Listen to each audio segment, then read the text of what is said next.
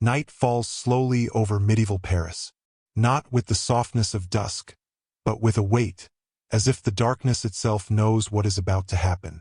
Torches flicker along narrow stone streets, their flames bending in the cold October air. Doors that have never been locked are suddenly barred. Somewhere, church bells toll not in warning, but in finality. This is not a night of war. There is no invading army, no clashing steel. Yet fear moves faster than any army ever could. In the early hours of Friday, October 13th, 1307, the most powerful organization in Europe is about to be shattered, not by enemies abroad, but by the very kings it once protected. The Knights Templar do not see it coming. For nearly 2 centuries, they have stood at the heart of Christendom. Warriors and monks, bankers and pilgrims, guardians of holy roads and silent keepers of secrets. Their white cloaks, marked with a red cross, are symbols of divine authority and fear. They answer not to kings, not to nobles, but directly to God, or so the world believes. And yet tonight that illusion dies. Royal agents move with uncanny precision. Names are already written. Doors are already chosen. Orders sealed with wax are opened simultaneously across France. Every Templar commander, every preceptor, every knight of rank, arrested at once. No trials, no warnings, no chance to flee. It is as if the king knows something terrible, and cannot risk even a single man escaping with it. The charges, when they come, are grotesque. Heresy, idol worship, denial of Christ, obscene rituals whispered about in interrogation chambers thick with smoke and screams. But even as these accusations spread, they feel wrong. Too theatrical, too desperate, as if invented to cover something far more dangerous than blasphemy. Because heresy alone does not explain the speed. It does not explain the coordination. And it certainly does not explain the fear. King Philip IV of France is not a weak man. He is ruthless, calculating, deeply in debt, especially to the Templars. Yet debt alone does not drive a king to annihilate an institution that spans Europe, commands armies, and answers only to the Pope. Something else is at work here. Something that turns caution into panic. As dawn breaks, Templar houses stand silent. Chains replace prayers. Sacred halls echo with footsteps of guards instead of hymns. And already, records begin to vanish. Inventories are incomplete. Vaults stand empty. Ships once docked at Templar ports are gone. Vanish sometime in the night, their destinations unknown. History would later tell us this was justice. But justice rarely moves like this. Across Europe, the reaction is uneven. Some kings hesitate. Some refuse to act at all. Others quietly comply, uneasy but obedient. Even the Pope himself seems unsure, pressured into condemnation rather than leading it. The unity of the accusation fractures under scrutiny, yet the destruction continues, which raises an unsettling question. If the Templars were guilty of heresy, why did no one notice for 200 years? If they were corrupt, why did the Church trust them with its wealth? If they were false believers, why did they fight and die so convincingly for the faith? Unless the charges were never the point. Because the true crime of the Templars may not have been what they believed, but what they knew. From the moment of their founding, the order is wrapped in mystery. 9 knights, no army, no wealth. Yet they are granted the most sensitive location in Christendom. The Temple Mount in Jerusalem. Not a barracks, not a fortress, but the ruins of Solomon's Temple. A site already ancient beyond memory, layered with legends older than the Bible itself. For 9 years, they remain there in near-total silence. No battles, no patrols, no recorded missions. 9 years beneath the ground. When they emerge, they are no longer the same. Support floods in from across Europe. Gold, land, influence, papal privileges unheard of. They are allowed to build, dig, and travel freely even across enemy lines. Muslim rulers negotiate with them. Eastern scholars speak with them. And slowly, quietly, the Templars become something more than knights. They become collectors, not of relics but of knowledge. Knowledge that does not sit comfortably with medieval Christianity. Knowledge that hints at an older world. A world where divine power was not granted, but understood, measured, reproduced. A world whose greatest secrets were not written in scripture, but carved in stone, beneath deserts older than memory. Egypt. For centuries, Egypt has haunted the imagination of Europe. A land of impossible monuments and forgotten wisdom. Greek philosophers traveled there to learn. Roman emperors looted it. Christian leaders condemned it as pagan, yet could not erase its influence. Its symbols, its mathematics, its obsession with immortality refused to die.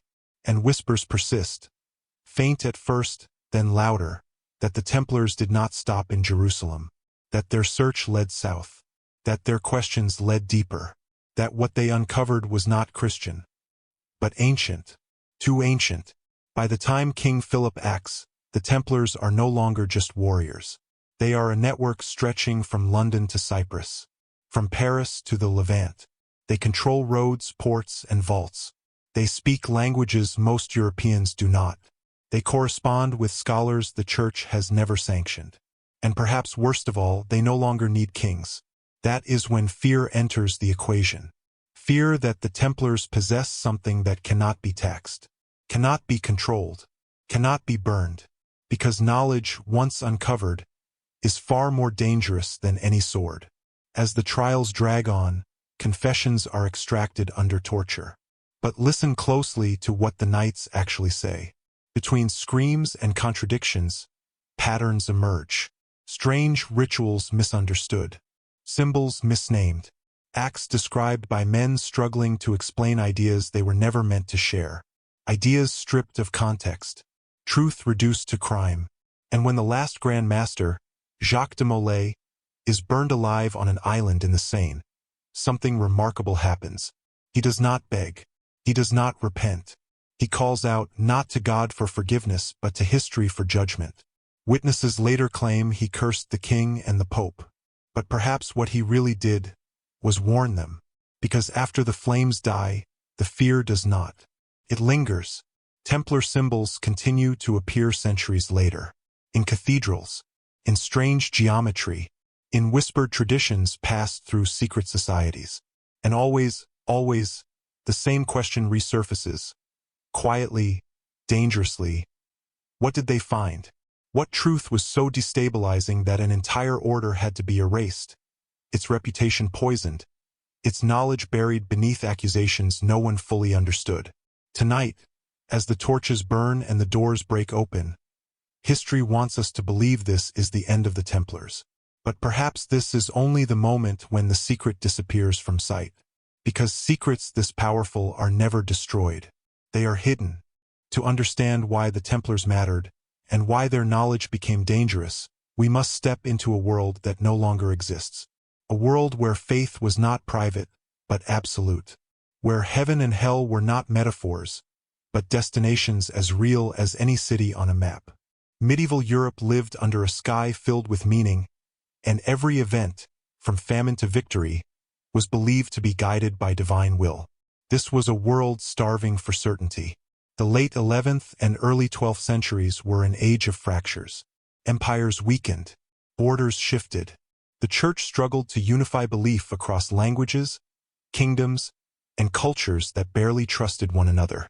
Pilgrims traveled hundreds of miles on foot, risking disease, robbery, and death. Not for adventure, but for salvation. The idea that holiness could be touched, seen, even possessed, was central to medieval life. Sacred power was not abstract. It was physical. Relics were proof of this belief. Bones of saints, fragments of the true cross, vials of holy blood. Entire cities competed to claim them. A cathedral with a powerful relic drew pilgrims, wealth, and prestige. Kings went to war over them. Bishops forged documents to authenticate them. Faith, commerce, and authority intertwined so tightly they became indistinguishable. And yet, beneath this devotion lay a quiet anxiety. Christianity was still young compared to the civilizations it had replaced. Beneath the churches of Europe lay Roman temples. Beneath Roman temples lay older shrines, forgotten gods, and rituals erased by time.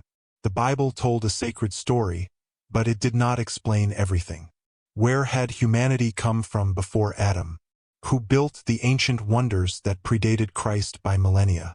Why did pagan civilizations seem to possess knowledge Christianity did not fully account for? These were dangerous questions, but they were also irresistible.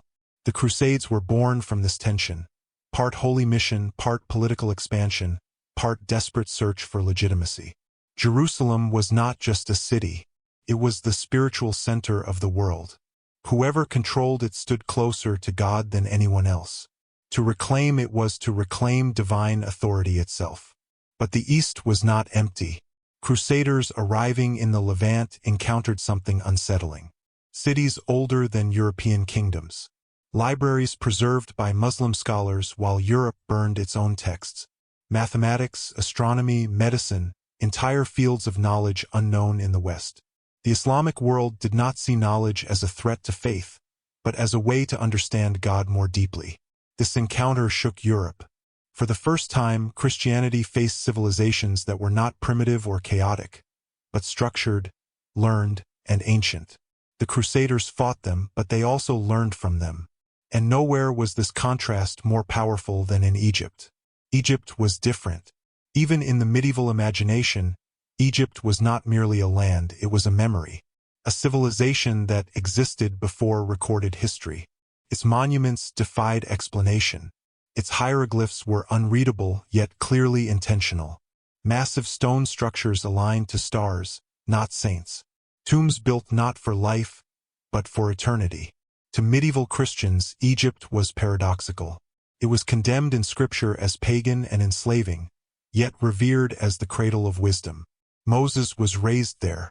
Jesus fled there as a child. Greek philosophers credited Egyptian priests as their teachers. Rome copied its obelisks and carried them across the empire like trophies. Egypt represented a problem Christianity never fully solved. If divine truth was revealed through Christ, then what was Egypt? A mistake? A corruption? Or something older, something foundational? The Church's official answer was simple. Egyptian knowledge was false, dangerous, or demonic, a temptation to be avoided. Yet that answer never fully satisfied scholars, mystics, or rulers, because even forbidden knowledge has gravity, pulls at the curious. It whispers to those who suspect the world is deeper than doctrine allows. By the time the Templars emerged, Europe was primed for obsession. Kings wanted legitimacy beyond bloodlines. The Church wanted control over interpretation. Scholars wanted ancient authority to support new ideas. Everyone wanted access to power that could not be challenged, power rooted in the very structure of the universe. And Egypt promised exactly that. Ancient texts spoke of divine kingship not granted by gods, but achieved through knowledge. Of rituals that transformed consciousness. Of geometry that encoded cosmic laws. Of resurrection not as miracle, but as process. These ideas never vanished, they survived in fragments, misinterpreted myths, and whispered traditions passed through Islamic scholars, Jewish mystics, and Eastern Christians. The Crusader states became crossroads for these ideas. Merchants carried spices and silk, but also stories. Scholars translated Arabic texts into Latin. Knights encountered belief systems that did not collapse under questioning. And slowly, the certainty of medieval Europe began to crack. Faith was still dominant, but curiosity was growing. This is the environment into which the Templars stepped. They were not ordinary knights. They were trained, disciplined, and unusually literate. They moved freely between cultures under the protection of the Church, yet operated independently of it. They built fortresses that doubled as libraries. They guarded pilgrims, but also roads of information. Unlike kings, they did not rule land. Unlike bishops, they did not preach doctrine. They observed. And what they observed was that power did not always flow from heaven downward. Sometimes it flowed upward, from understanding, from systems, from knowledge preserved across ages. Knowledge that predated Christianity, yet did not contradict the idea of divine order.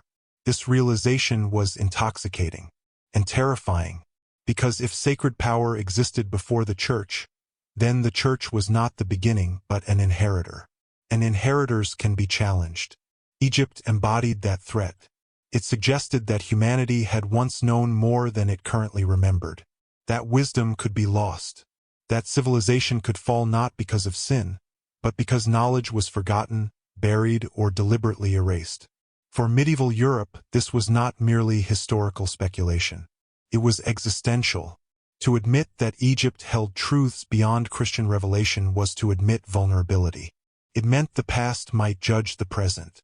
It meant authority could be questioned not by rebellion, but by rediscovery. And so, officially, Egypt remained distant, symbolic, a land of biblical episodes and pagan warnings. Unofficially, it became an obsession. Scholars searched for echoes. Mystics encoded symbols. Architects borrowed proportions. Alchemists spoke of ancient formulas without naming their sources. And somewhere in this growing undercurrent of forbidden curiosity, the Templars began to listen more closely than anyone else. They were not driven by disbelief. They were driven by hunger. A hunger to understand where sacred power truly came from. A hunger to trace faith to its roots. A hunger that would eventually lead them far beyond Jerusalem, into realms of knowledge Christianity had long tried to forget. By the time their story truly begins, Europe is no longer just defending the faith. It is searching for something older than belief itself. And the next step in that search will take us away from kings and crusades, and toward the silent stones beneath Jerusalem, where the Templars first learned that history does not always tell us the truth. The story of the Knights Templar does not begin with thunder or prophecy. It begins quietly, almost invisibly, in the aftermath of chaos. Jerusalem has fallen to the Crusaders, blood still drying on stone streets, the air heavy with incense and decay. Victorious armies celebrate, but beneath the noise of conquest lies a problem no one wants to face. Pilgrims are still dying. The Holy Land has been reclaimed in name, but the roads remain lethal. Bandits stalk travelers. Local warlords demand tribute. The faithful arrive unarmed, exhausted, convinced that reaching Jerusalem guarantees salvation, only to be robbed or slaughtered miles from their destination. The Church preaches protection but offers none that works. Into this gap step 9 men. They are not famous knights, not princes or generals. Their names do not echo through chronicles. Hugh of Paynes, a minor noble from Champagne, leads them, a man of reputation but not renown. The others are equally unremarkable. No banners, no armies, no wealth, just a vow. They swear to live as monks. They swear to fight as soldiers. And they swear poverty so complete it borders on absurd. They call themselves the poor fellow soldiers of Christ and of the Temple of Solomon. The name itself is strange. Pilgrims need guards on roads, not references to ancient temples. Yet the Temple of Solomon is not a poetic flourish, it is specific. It anchors their identity not in Europe, but in Jerusalem's deepest and most contested ground. King Baldwin II grants them quarters not in a fortress, but on the Temple Mount, beneath the Al-Aqsa Mosque, on land sacred to Jews, Christians, and Muslims alike. A place layered with ruins, legends, and foundations whose true origins are already forgotten. This decision alone should raise questions. Why place road guards at the most symbolically charged archaeological site in the world? Why grant them access no one else receives? Why allow 9 knights with no clear mandate to live atop the ruins of Solomon's temple? For the next 9 years, the Templars do almost nothing, at least nothing visible. They do not patrol major roads. They do not escort large pilgrim groups. They do not expand their membership. Instead, they remain underground, literally. Later records hint at excavation, tunnels, at chambers beneath chambers, at work conducted in silence, away from both pilgrims and clergy. No official documents describe these activities, but absence in history often speaks louder than presence. 9 years pass. 9 years in which the order receives no major donations. 9 years in which they attract no widespread attention. 9 years in which they appear to the outside world almost irrelevant. And then something changes. Suddenly, Bernard of Clairvaux, one of the most influential theologians in Christendom, champions them. He writes in their defense, praises their purity, reframes violence itself as holy when wielded by them. The Church officially recognizes the order. Donations pour in. Land, gold, and privileges are granted across Europe. The poor knights are poor no longer. But the question remains, why now? Nothing about their public mission has changed. Pilgrim safety is still a concern, but it always was. There is no new threat, no major incident. Yet the Church elevates them with unprecedented speed and trust. They are exempt from local laws. They answer only to the Pope. They are allowed to build fortresses, raise armies, and cross borders freely. It is as if something unseen has validated them. Within a generation, the Templars transform into an institution unlike anything Europe has known. They develop early banking systems. They safeguard treasures. They move wealth across continents with paper promises instead of coin. They build structures that are both military and symbolic, blending geometry, theology, and something harder to name. They remain monks, celibate, disciplined, bound by rule. But they no longer behave like monks. And they do not behave like ordinary soldiers either. Their rituals are secretive. Their hierarchy rigid. Their symbolism consistent across regions. They share signs and gestures unknown outside the order. Initiation rites are closed even to church officials. Silence becomes not just a habit, but a doctrine. Silence protects something. As the order grows, rumors begin to circulate. Not accusations yet, whispers. That the Templars know things. That they have books others do not. That they speak with scholars from lands Christians call enemies. That their chapels feel different, proportioned in unfamiliar ways, oriented toward light and shadow with unsettling precision. Most dismiss these rumors as jealousy. But some pay attention. Because the Templars are not merely expanding, they are selecting. Membership is controlled. Literacy is valued. Curiosity is quietly encouraged, so long as it serves the order. They recruit not just fighters but minds. And always, the Temple Mount remains their point of origin. Medieval Jerusalem is a city built on itself. Roman ruins atop Jewish foundations. Christian churches beside Islamic shrines. Beneath it all lie tunnels whose builders are unknown.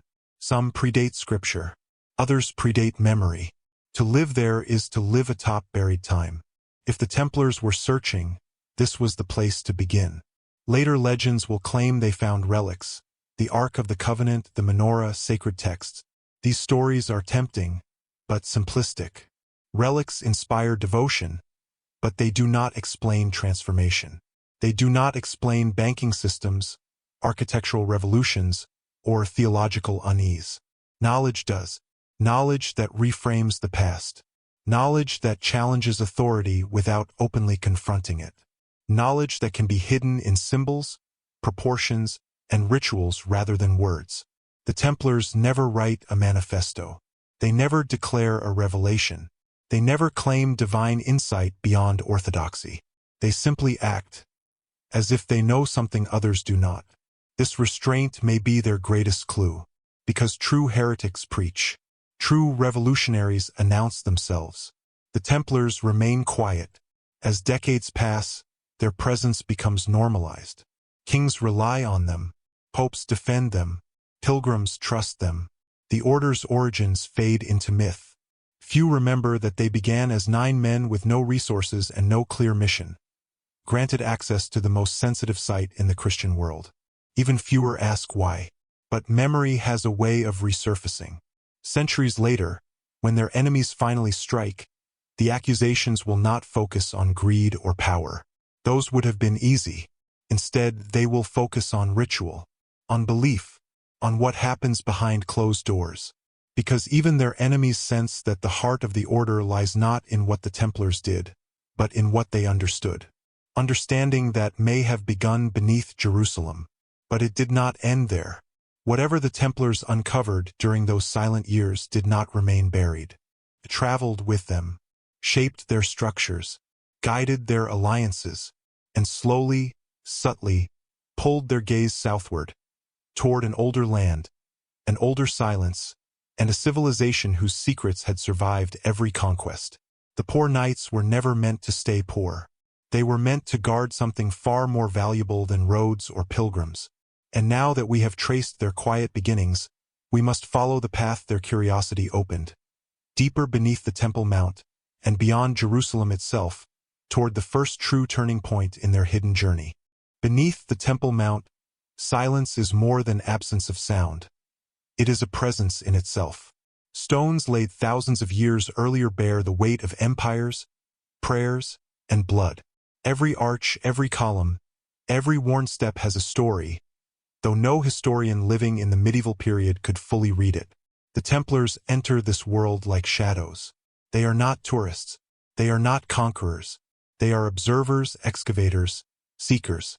And the city above, with its bustling markets and chaotic streets, has no idea what is stirring below. The first thing to understand is scale. The Temple Mount is massive, an elevated plateau, a mix of terraces, retaining walls, and ruins. For centuries, it has been fought over, rebuilt, and reshaped. Beneath the visible structures lies a labyrinth. Cisterns, tunnels, chambers hidden beneath layers of stone and debris. Some date back to the earliest Israelite kingdoms, others to Roman occupation. Many are undocumented, their existence known only to locals who speak in whispers, fearing what might happen if such knowledge were shared. The Templars arrived in Jerusalem in 1120, their order barely 2 years old.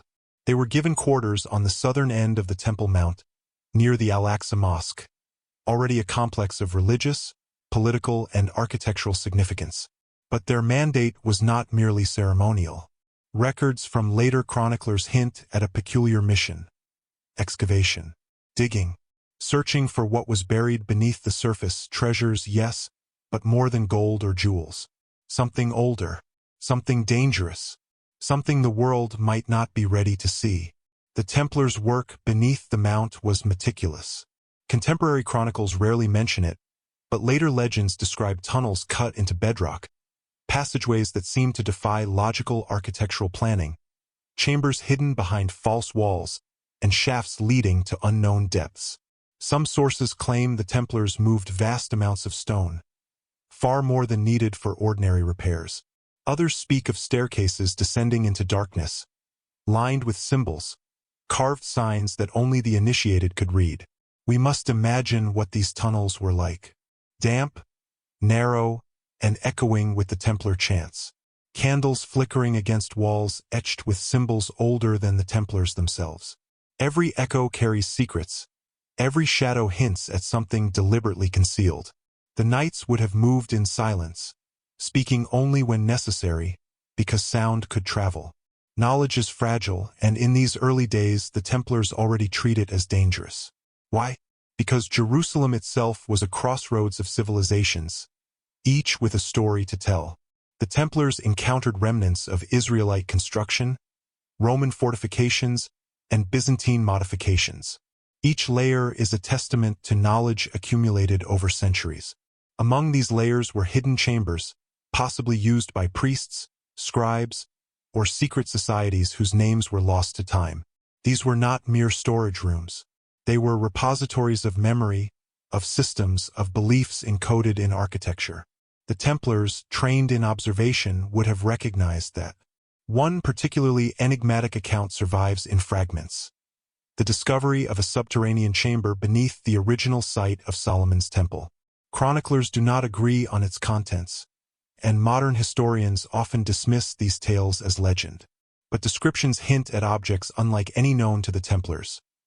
Relics of unfamiliar design, inscriptions in scripts they could not fully decipher, and perhaps most puzzling, an arrangement of stones and beams that seem to resonate when touched or moved. These descriptions are vague, tantalizing, and frustrating, but they reveal one undeniable fact: the Templars found something transformative. And it was not only what they found, but how they found it. Excavation was careful, deliberate, and ritualized. Tools were used with precision. Steps were marked. Symbols recorded. The process itself suggests a purpose beyond theft or curiosity, a methodical approach to understanding something profound. Many historians argue that the Templars' interest in architecture and geometry, visible in later constructions across Europe, may have roots in this subterranean work. They were learning, not just discovering. But the Templars did not keep their work confined to stones and tunnels. They studied, they copied, they translated. Contacts with Eastern scholars allowed them to compare what they found with ancient texts. Some of these texts may have come from Egyptian, Coptic, or even Babylonian sources, all filtered through Arab scholars who preserved knowledge Europe had largely lost. The Templars were absorbing ideas, patterns, and systems that would shape their thinking, their rituals, and ultimately, their worldview. What makes this period extraordinary is the combination of secrecy and rapid transformation. In just a few years beneath the Temple Mount, the Templars evolved from a small, nearly anonymous group of knights into an organization that commands unprecedented trust and resources across Europe. Their enhanced understanding of geometry, strategy, and sacred symbolism becomes evident in the construction of their fortresses, their chapels, and even in the layout of cities they influence. This is knowledge gained in silence, below the eyes of kings and the church, yet with implications that will ripple across centuries. We must also consider the human element. Living underground, surrounded by history, mystery, and ritual, changes people. The Templars were disciplined, but even the most stoic among them would have felt awe, fear, and curiosity. Nights in tunnels beneath ruins older than their faith, shadows cast by flickering torches, whispers of long-dead civilizations. All of this shapes the mind. It fosters a sense of purpose that is almost religious in itself, even among those already bound by vows. By the time they emerge from the mount, they are no longer simply soldiers or monks.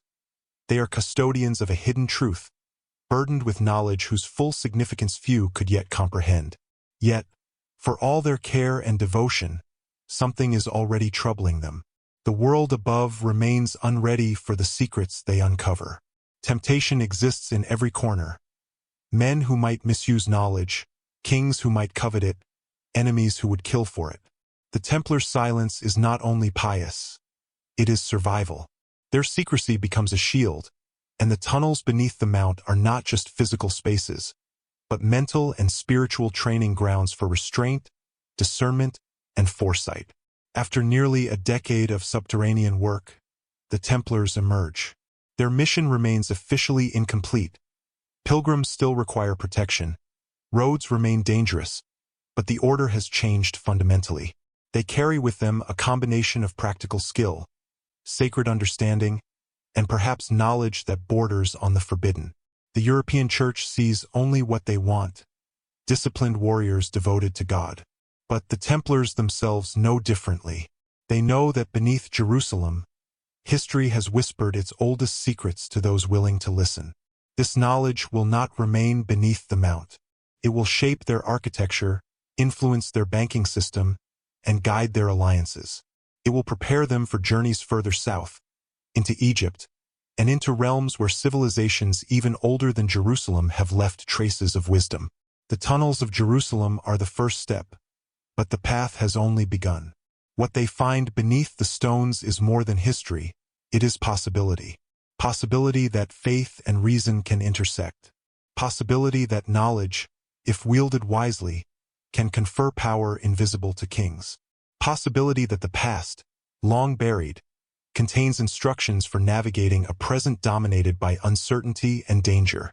And so, as the Templars ascend from the darkness of the tunnels, torches flickering against the rising sun, Europe has yet to see what has awakened in them.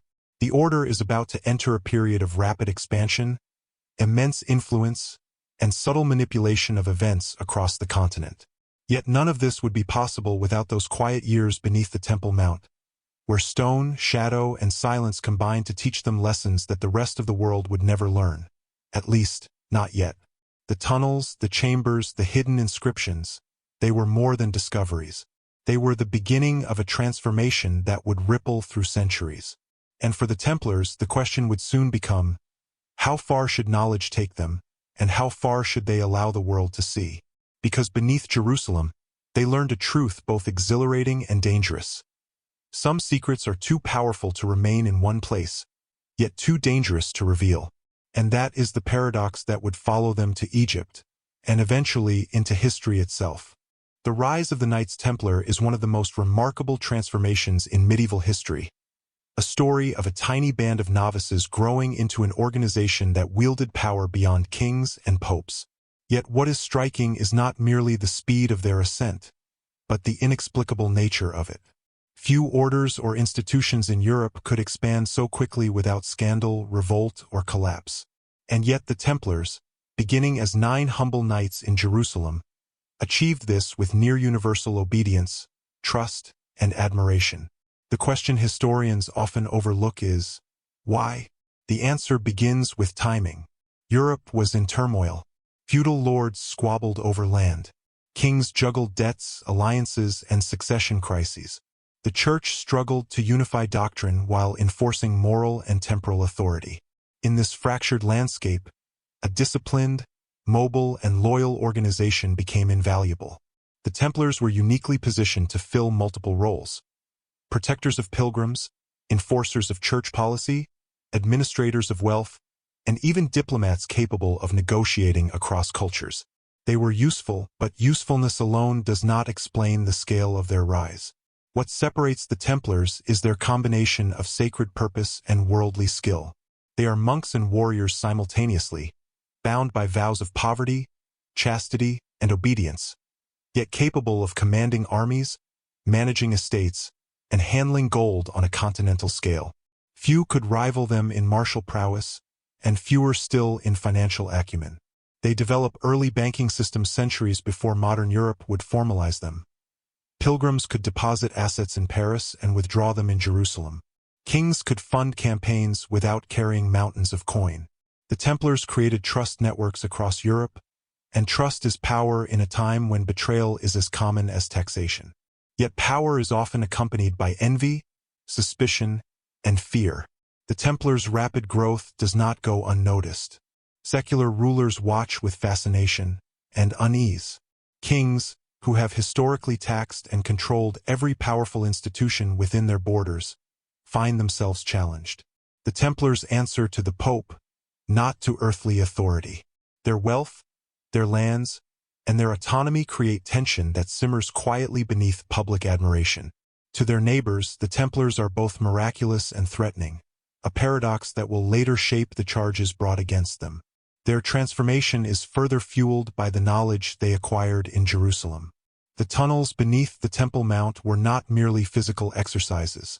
They were an education. The Templars emerged not just as soldiers, but as scholars, architects, and custodians of secrets too profound for casual discussion.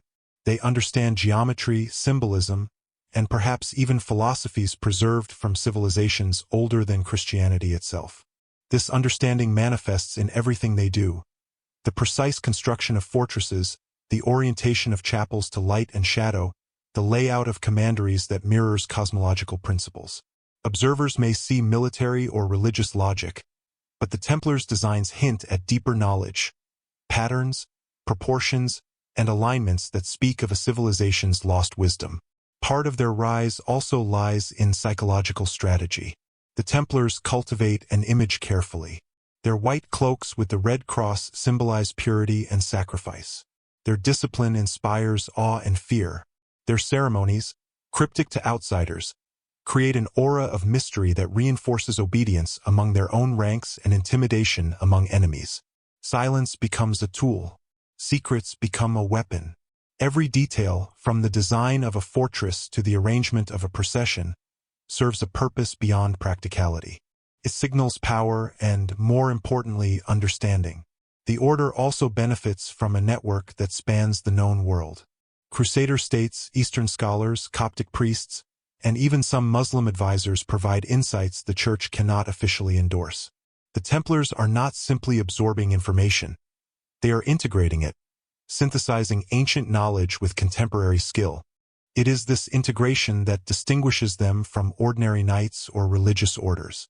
They become polymaths without formal academic recognition, wielding intelligence in the service of faith, and, increasingly, in ways that exceed the comprehension of both kings and clergy.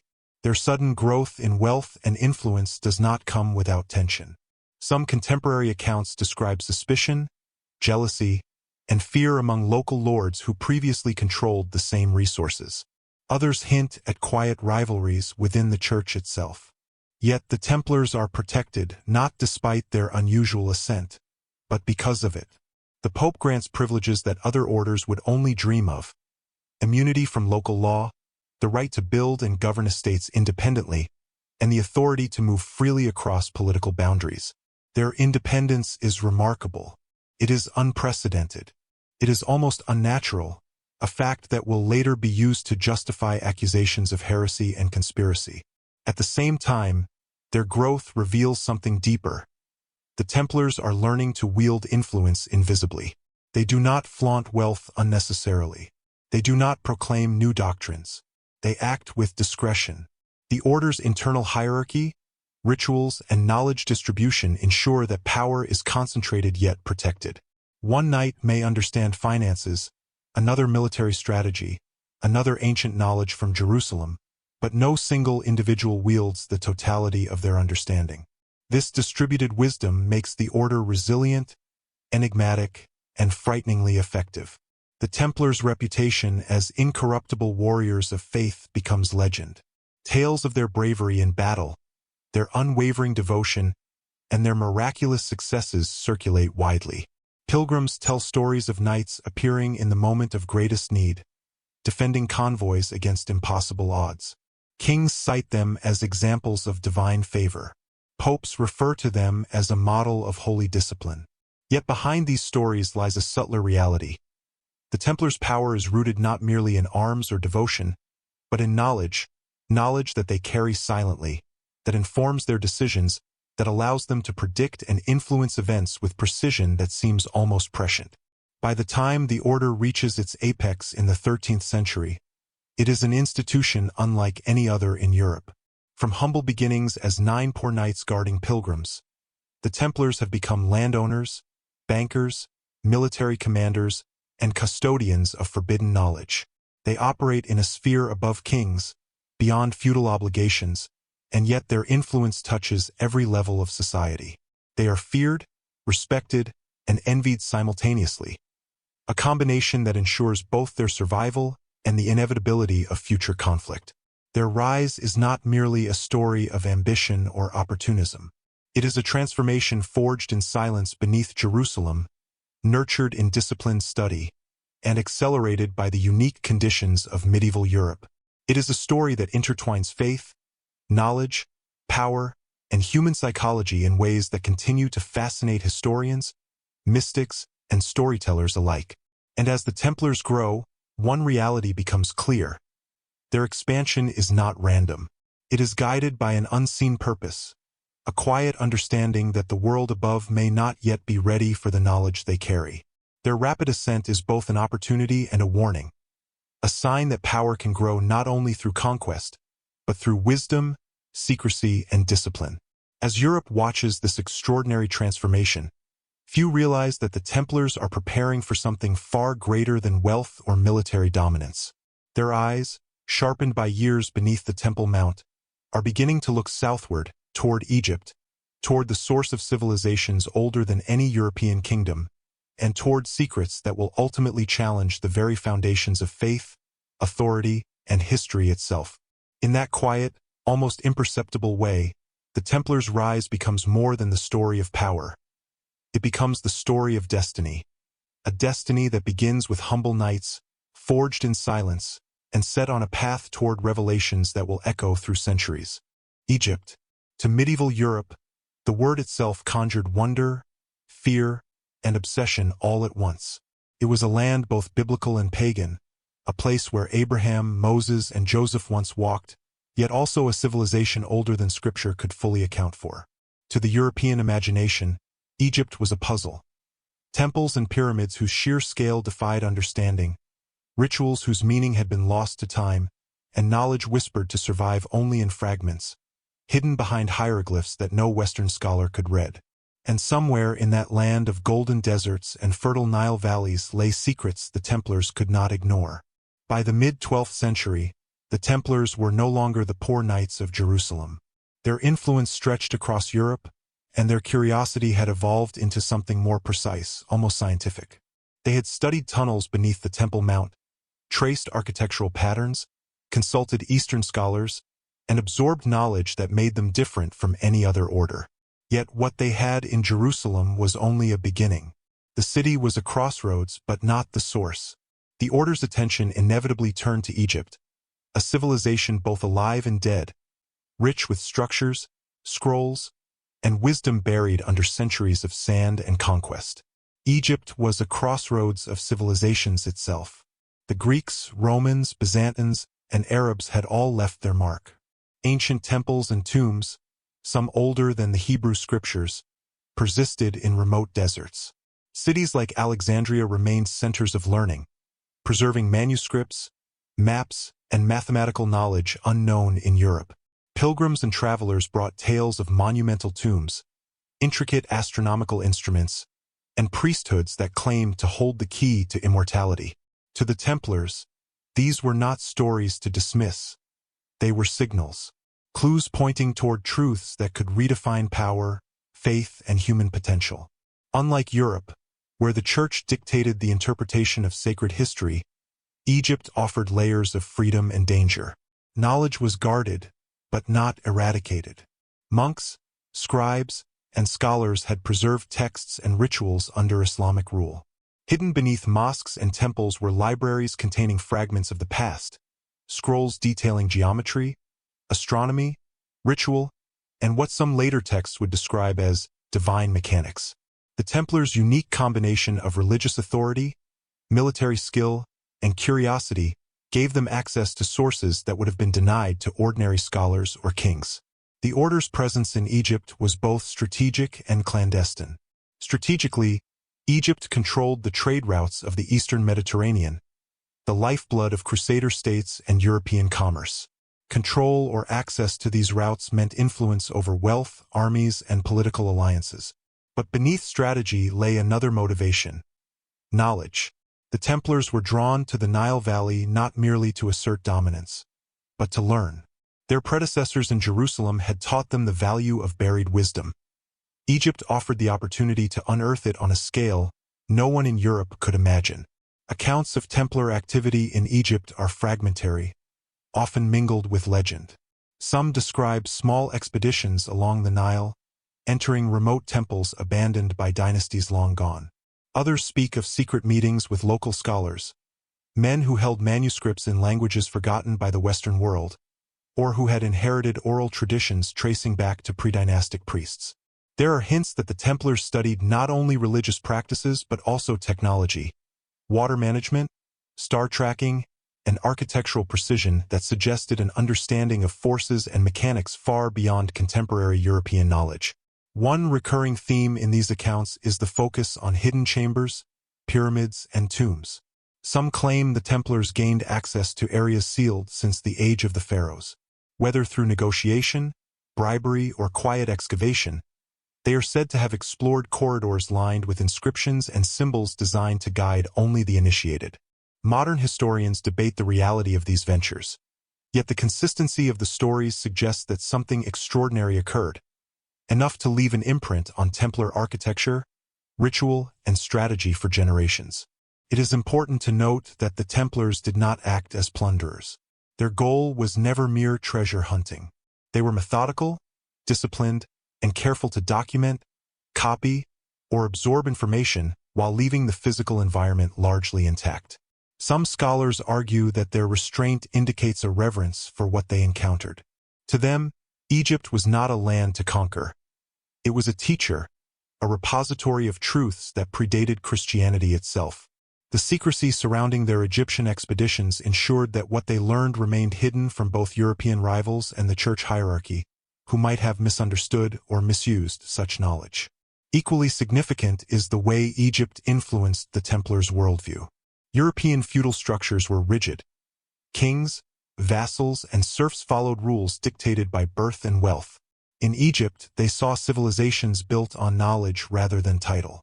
Temples aligned with stars, rituals based on mathematics, and administrative systems grounded in empirical observation revealed a society where power was encoded in understanding. The Templars absorbed this perspective. They began to think in systems rather than hierarchies, in patterns rather than commands. This shift would later manifest in their banking networks, their fortifications, and their secretive rituals, all designed to reflect order, precision, and hidden knowledge. But Egypt was also dangerous. The land was politically complex, ruled by sultans and caliphs wary of foreign knights. Diseases, harsh deserts, and political intrigue constantly threatened those who traveled too far. The Templars had to navigate these dangers with skill.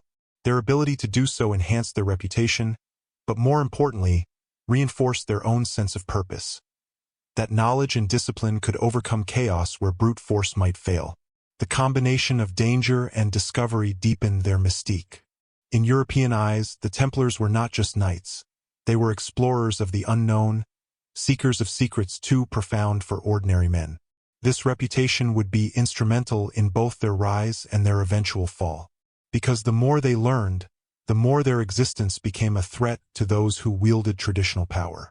Knowledge, unlike armies or wealth, cannot be taxed, controlled, or confined. It grows silently, sometimes invisibly, and it reshapes reality in ways that threaten those unprepared for it. By the time the Templars return from Egypt to Europe, they are transformed. They bring with them more than experience. They carry frameworks of understanding that subtly alter their architecture, their rituals, and their interactions with rulers. Their chapels incorporate symbols echoing Egyptian geometry. Their initiation rites hint at lessons learned from priests whose names have long vanished. And their strategy, both military and political, reflects a comprehension of cause and effect that ordinary knights could not hope to achieve. Egypt, in essence, becomes the Templars' teacher, and Europe the classroom in which they apply lessons quietly, cautiously, yet with profound impact. Their growth and influence in subsequent decades cannot be understood without acknowledging this silent education. It is the hidden foundation upon which their legendary power is built. The reason kings fear them, rivals envy them, and historians remain puzzled by the seemingly impossible rise of a small order of poor knights into one of the most formidable institutions in medieval history. In the shadows of pyramids and temples, the Templars encounter knowledge that challenges assumptions, reshapes strategies, and seeds a mystery that will follow them for centuries. Egypt is not merely a destination. It is a crucible, a test, and a revelation. And the consequences of what they discovered there will resonate far beyond the sands of the Nile, eventually echoing across Europe, into the vaults of kings, and into the annals of history, long after the order itself has been officially erased. What the Templars found in Egypt would not merely change their order. It would make them a force the world could neither ignore nor fully understand, and set the stage for conflicts, betrayals, and secrets that centuries later still invite speculation, awe, and fear.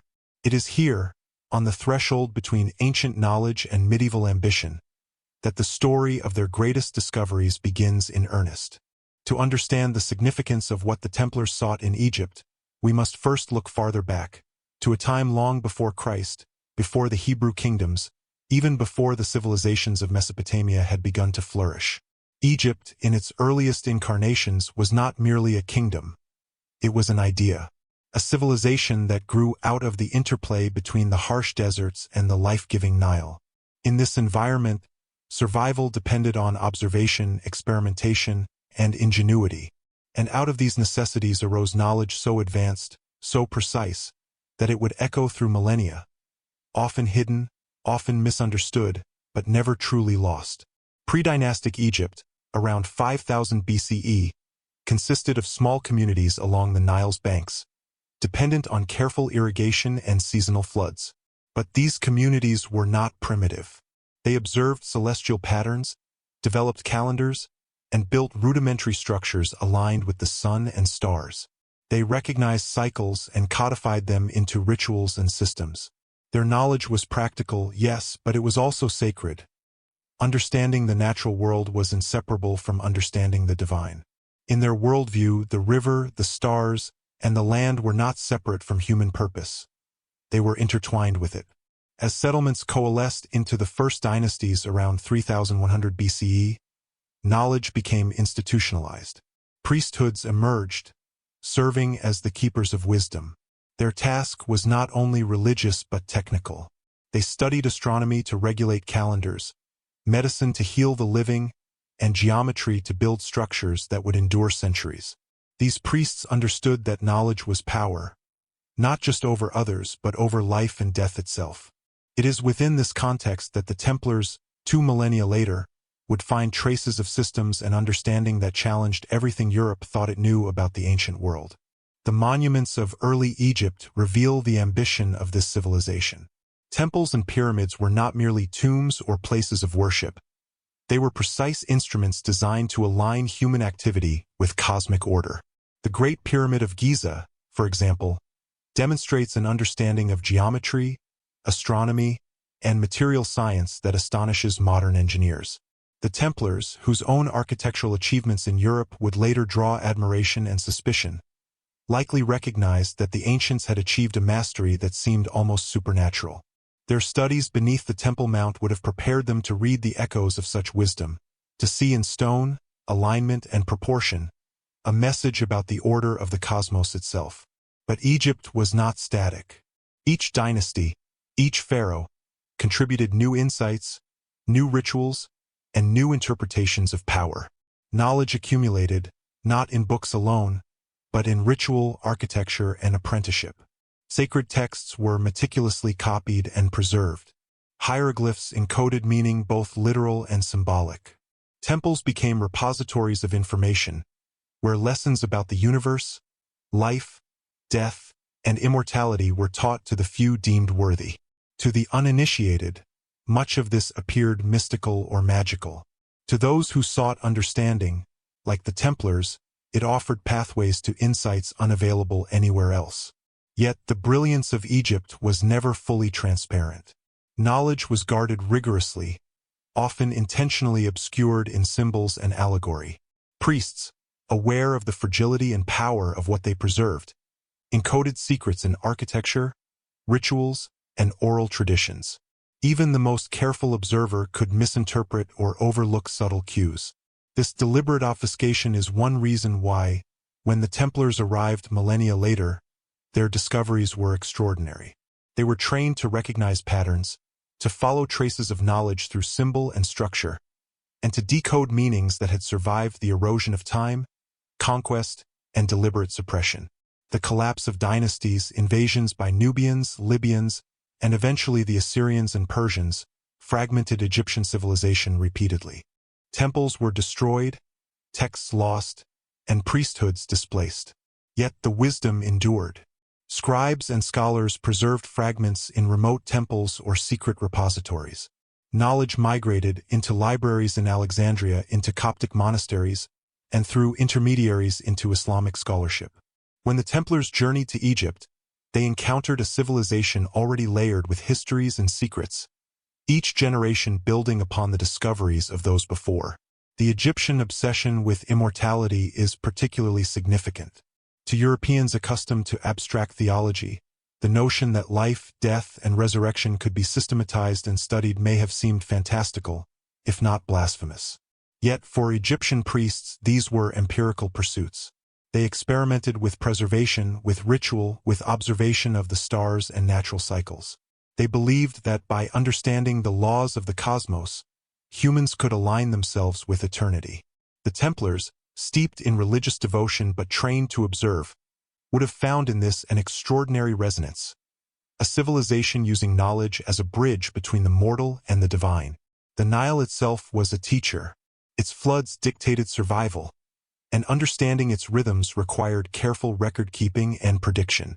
Mathematics and observation were inseparable from spirituality. Even the layout of cities and temples reflected this principle. Geometry, alignment, and proportion were tools to mirror cosmic order on Earth. For the Templars, whose own architectural innovations would later seem inspired, such insights would have felt both familiar and revolutionary. They were encountering knowledge that predated their faith, yet aligned uncannily with their disciplined, structured worldview. This is the critical context for understanding why the Templars sought Egypt. They were not simply chasing treasure or exotic relics. They were following a trail of knowledge that had survived millennia, encoded in stone, ritual, and manuscript. They recognized that Europe had lost what Egypt preserved: insights into mathematics, astronomy, geometry, and ritual that had once allowed a civilization to manipulate both nature and human consciousness with astonishing precision. The Templars' studies in Egypt were not casual.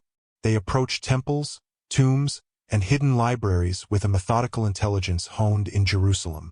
They compared what they found with the symbols and knowledge they had already discovered beneath the Temple Mount. They consulted local scholars, scribes, and perhaps even secretive priestly lineages that had preserved fragments of predynastic knowledge. Each discovery reinforced their understanding that Egypt was a living archive, a civilization whose lost wisdom could reshape their perception of history, faith, and power itself.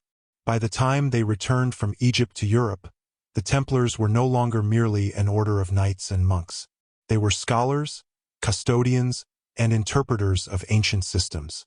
Their exposure to Egyptian knowledge informed their architecture, their banking networks, and their rituals. It created an aura of mystery and authority that would awe contemporaries and provoke the envy and suspicion of kings. And it planted seeds for a larger question that would haunt them for decades. How much of this knowledge could be integrated into their order, and how much was too dangerous to reveal? Egypt, in its pre-dynastic and early dynastic eras, offers a crucial lens through which to understand the Templars' ambitions. It is not just the monuments or relics that matter. It is the persistence of a civilization's understanding, a knowledge that survived conquest, suppression, and time itself. The Templars were not merely visitors. They were inheritors in a sense, seekers who recognized that the past, carefully preserved, could illuminate paths forward that Europe had long forgotten. In tracing these roots, we begin to see the larger picture. The Templars' rise, their secrecy, and their eventual fall are inseparable from the knowledge they pursued. Egypt was the original teacher, the hidden curriculum beneath the surface of faith and empire. Without this context, the order's rapid ascent, their wealth, and the terror they inspired in kings like Philip IV remain almost inexplicable. But with it, a pattern emerges. The Templars were not merely warriors. They were students of history itself, trained to see the echoes of civilizations older than their own, and to preserve carefully, cautiously, what most of the world was not ready to understand. Their story, and the secret knowledge they pursued, begins in this ancient Egypt, a land that taught them that civilization is built not only on faith or force, but on observation, memory, and the careful transmission of wisdom across generations. And it is this understanding, more than gold or relics, that will shape their destiny, and the destiny of Europe, in ways few could have imagined. The Egyptians were not merely builders or rulers. They were engineers of the divine. Long before medieval Europe, they had developed systems that fused mathematics, astronomy, ritual, and symbolism into a single, coherent framework. These systems were not accidental or decorative. They were designed to reflect the order of the cosmos, to encode knowledge that guided both life and death. To the Templars, trained in observation and secrecy, these systems represented a treasure far more valuable than gold or relics, a map to understanding a universe that Europe had largely forgotten. One of the most striking elements of Egyptian knowledge was geometry. Pyramids, temples, and monuments were not randomly constructed. Every alignment, every proportion, every angle had meaning. The Great Pyramid of Giza, for example, is aligned almost perfectly to the cardinal points of the compass. Its dimensions encode ratios that correspond to mathematical constants, including the enigmatic value of pi, long before such concepts were formally recognized in Europe. For the Templars, steeped in both architecture and numerology, such precision would have been astonishing. It suggested not only technical skill but also an understanding of cosmic order, a principle that resonated deeply with their own evolving rituals and designs. But the Egyptians' knowledge went beyond geometry. Sacred sound, or the use of vibrations in ritual and architecture, was a core aspect of their civilization. Temples were constructed to amplify chants, incantations, or musical instruments in ways that created resonance with both space and spirit. Certain chambers, built with particular materials and shapes, could enhance these effects, creating experiences that blurred the line between physical sensation and spiritual perception. If the Templars encountered even remnants of this understanding, it could explain the subtlety and power embedded in their own chapels and initiation halls, where acoustics, proportion, and ritual aligned with almost ritualistic precision. Astronomy was equally integral. The Egyptians observed the heavens meticulously, charting stars, planets, and cycles with an accuracy that astonishes modern scholars. Their temples and pyramids often aligned with celestial events, including solstices, equinoxes, and the heliacal rising of important stars. These alignments were not merely symbolic. They functioned as calendars, guides, and even tools for predicting seasonal events vital to agriculture and survival. For the Templars, whose own order would later demonstrate extraordinary strategic planning, such mastery of celestial cycles would have offered a template for integrating observation, planning, and ritual into a unified system of understanding. The Egyptians also pursued the science of life and death with a rigor unmatched in Europe. Embalming, mummification, and burial rites were more than superstition. They were practical and experimental, aiming to preserve the body and, by extension, the soul. Priests meticulously documented procedures, materials, and rituals, building a corpus of applied knowledge. The Templars, familiar with both faith and discipline, may have seen parallels between these practices and their own understanding of spiritual order. Life as a system, ritual as a pathway, and death as a transition governed by knowledge rather than fear. Architecture, ritual, and mathematics were intertwined with a symbolic language that permeated Egyptian culture. Hieroglyphs, far from being mere writing, encoded layers of meaning, practical, spiritual, and metaphysical. Temples were constructed as three-dimensional texts, each column, doorway, and chamber conveying a lesson to those initiated enough to read it. The Templars, trained to observe, interpret, and act upon symbols, would have recognized a familiar principle. Knowledge must be both encoded and protected. It is this understanding that would later manifest in their chapels, castles, and initiation rites, where layers of meaning remained invisible to the uninitiated, yet profoundly influential to those within the order. Perhaps most remarkable was the Egyptians' pursuit of consciousness itself. Their rituals, mathematics, and architecture were not ends in themselves. They were tools to enhance awareness, align with cosmic cycles, and manipulate perception. Concepts of transformation, transcendence, and resurrection were encoded into the very spaces they occupied. Priests viewed themselves as intermediaries, capable of navigating between the mortal and divine through disciplined practice. The Templars, steeped in monastic training and disciplined study, may have seen in this a reflection of their own potential, that understanding the laws of the universe, even partially, could confer power beyond brute strength or political influence. The integration of these disciplines, geometry, astronomy, sacred sound, ritual, and consciousness, demonstrates that Egyptian knowledge was holistic. It was not compartmentalized into unrelated fields, as Europe would later do during the Renaissance. Instead, it was an interwoven system where mastery of one aspect enhanced understanding of another. For the Templars, whose own order balanced warfare, banking, scholarship, and ritual, this would have felt familiar, yet infinitely deeper. Egypt provided a model of disciplined integration, a civilization that harmonized practical and spiritual knowledge into a coherent framework. It is also likely that the Templars encountered texts and manuscripts that reinforced and expanded upon these practices. Arabic scholars, Coptic priests, and perhaps secretive Egyptian lineages preserved knowledge that Europe had lost, including mathematics, astronomy, and ritual procedures. By comparing what they observed in temples and tombs with written records, the Templars could form a system of understanding that was both empirical and spiritual, a fusion of observation, calculation, and sacred purpose. The implications for the order were profound. Knowledge is power, but only when applied with discretion and insight. The Templars' exposure to Egyptian principles may explain their extraordinary organizational structure, their ability to manage wealth across continents, and their unprecedented precision in architecture and construction. These were not random acts of brilliance.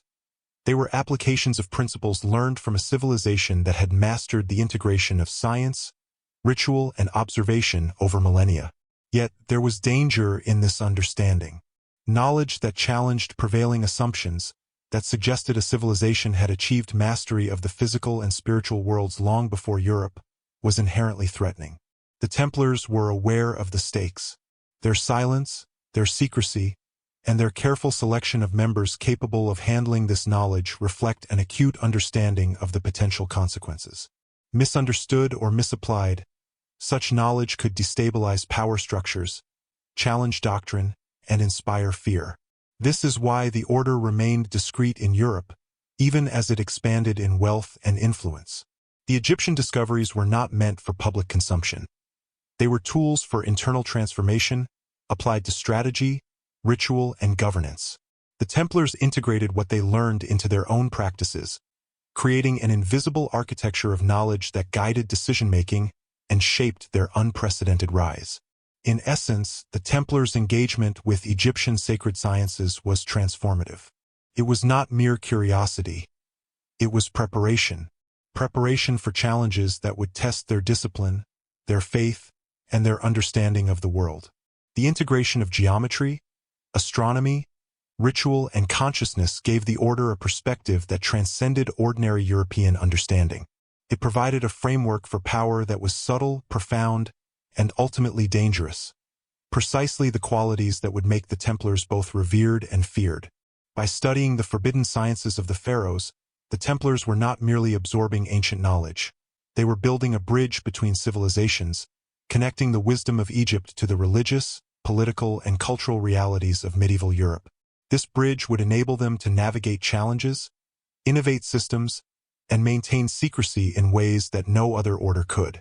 It was this holistic understanding, the union of sacred knowledge, practical application, and disciplined secrecy, that would become the hidden foundation of the order's legendary influence. In the end, the Templars' exposure to Egyptian wisdom illustrates a profound truth. Knowledge is more than power. It is transformation. It reshapes those who possess it, guiding their actions, informing their decisions, and setting them apart from those who remain blind to its depths. For the Templars, this transformation began in the deserts and temples of Egypt, where millennia of sacred science awaited the careful eyes, disciplined minds, and secretive hearts of an order unlike any Europe had ever known. Even as the Templars explored the temples and deserts of Egypt, they could not ignore a truth that had persisted for millennia. The custodians of ancient knowledge never truly vanished. Civilization after civilization had risen and fallen, yet fragments of sacred wisdom survived, hidden within priesthoods, monasteries, and secret societies. Some of these custodians had deliberately preserved knowledge, safeguarding it against conquest, destruction, and decay. Others passed it along quietly, encoded in ritual, architecture, and oral tradition. By the time the Templars arrived, these hidden lineages still existed, and their presence would shape the order's understanding in ways Europe could not perceive. The concept of priesthood in Egypt was radically different from the clerical structures familiar to medieval Europe. Priests were not merely religious functionaries.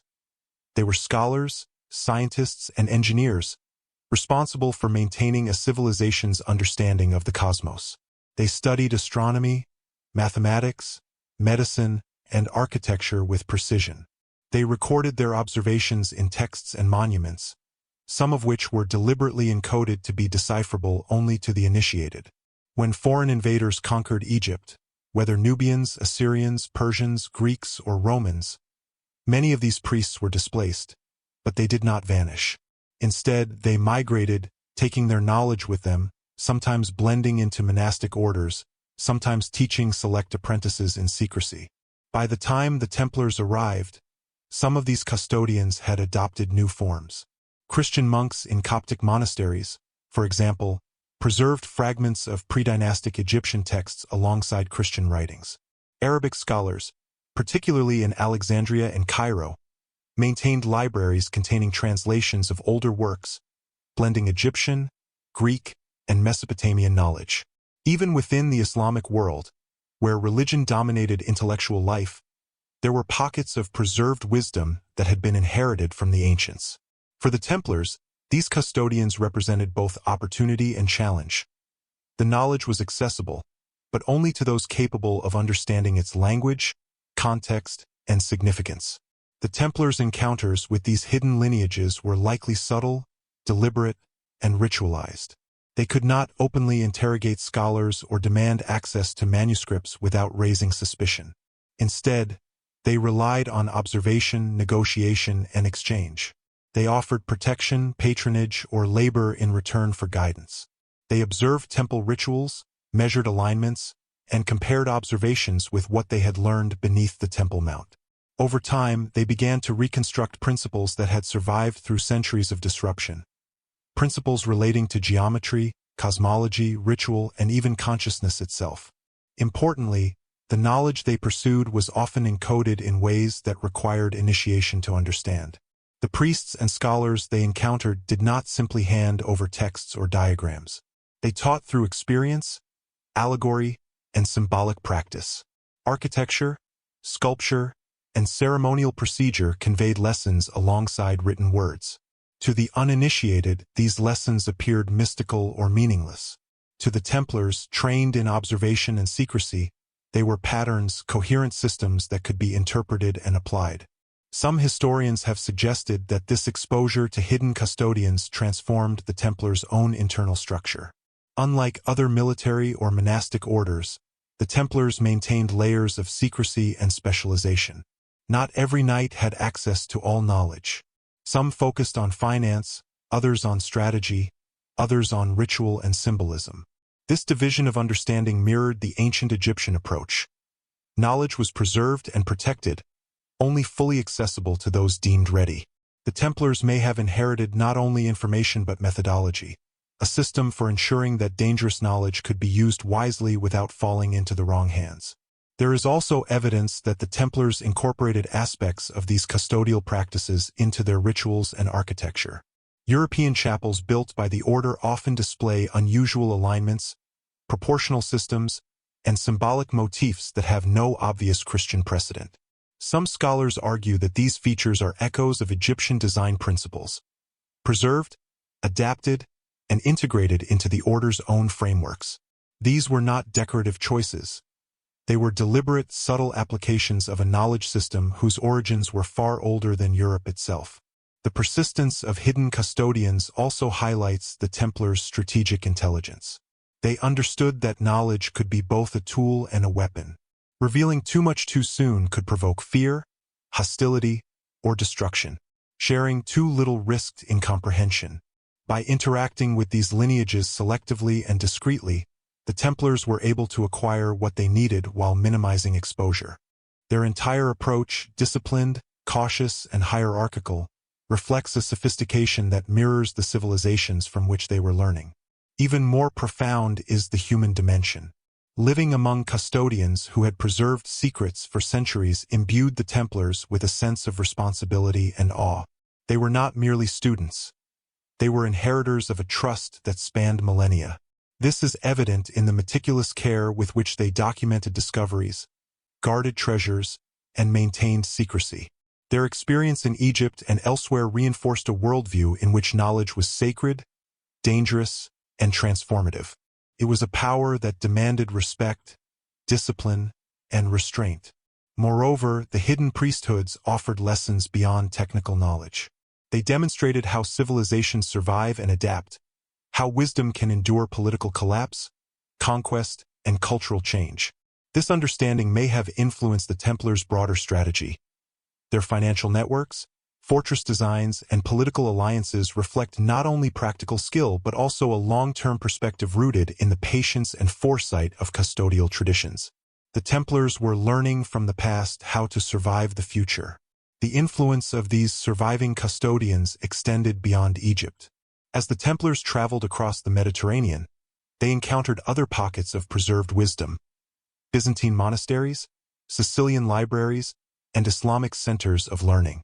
Each interaction reinforced the principle that knowledge could be encoded, preserved, and transmitted across generations, if handled carefully. It was a lesson that the Templars internalized fully, creating an order in which secrecy, discipline, and specialization became as important as combat or faith. By recognizing the ongoing presence of hidden priesthoods, we can begin to understand why the Templars' rise seemed almost miraculous. Their extraordinary success was not simply the result of martial skill or political favor. It was grounded in the systematic acquisition and application of knowledge that Europe had largely forgotten. They were not just warriors or monks. They were inheritors of ancient wisdom, capable of interpreting and applying it in ways that no contemporary power could anticipate. The Templars' interactions with these custodians also underscore a broader theme. History is never truly lost. Even when civilizations fall, knowledge survives, carried by those who understand its value and are willing to protect it. The Templars, trained in discipline, secrecy, and observation, were uniquely equipped to locate, interpret, and preserve this knowledge. In doing so, they became part of a chain that extended from the pre-dynastic priests of Egypt to the secretive orders of medieval Europe, bridging millennia of human experience. Ultimately, the presence of surviving custodians illuminates the Templars' mission in Egypt and beyond. They were not marauders seeking wealth, nor zealots seeking dominance. They were seekers, interpreters, and stewards of knowledge whose origins stretched back far beyond Europe's own history. In learning from these custodians, they were building a foundation that would define their power, their secrecy, and their mystique. A foundation that would later provoke fear, envy, and ultimately the violent attempts to erase their order from history. The Templars' journey through Egypt was not simply a physical expedition. It was an intellectual and spiritual voyage into civilizations that had preserved the secrets of the cosmos, the mechanics of life and death, and the subtle principles of order and power. By engaging with the surviving priesthoods, they learned that wisdom could endure, adapt, and guide those disciplined enough to comprehend it. This lesson would shape the order, influence Europe, and leave a legacy that centuries of persecution could not entirely destroy. The hidden custodians of Egypt, therefore, were more than guides or teachers.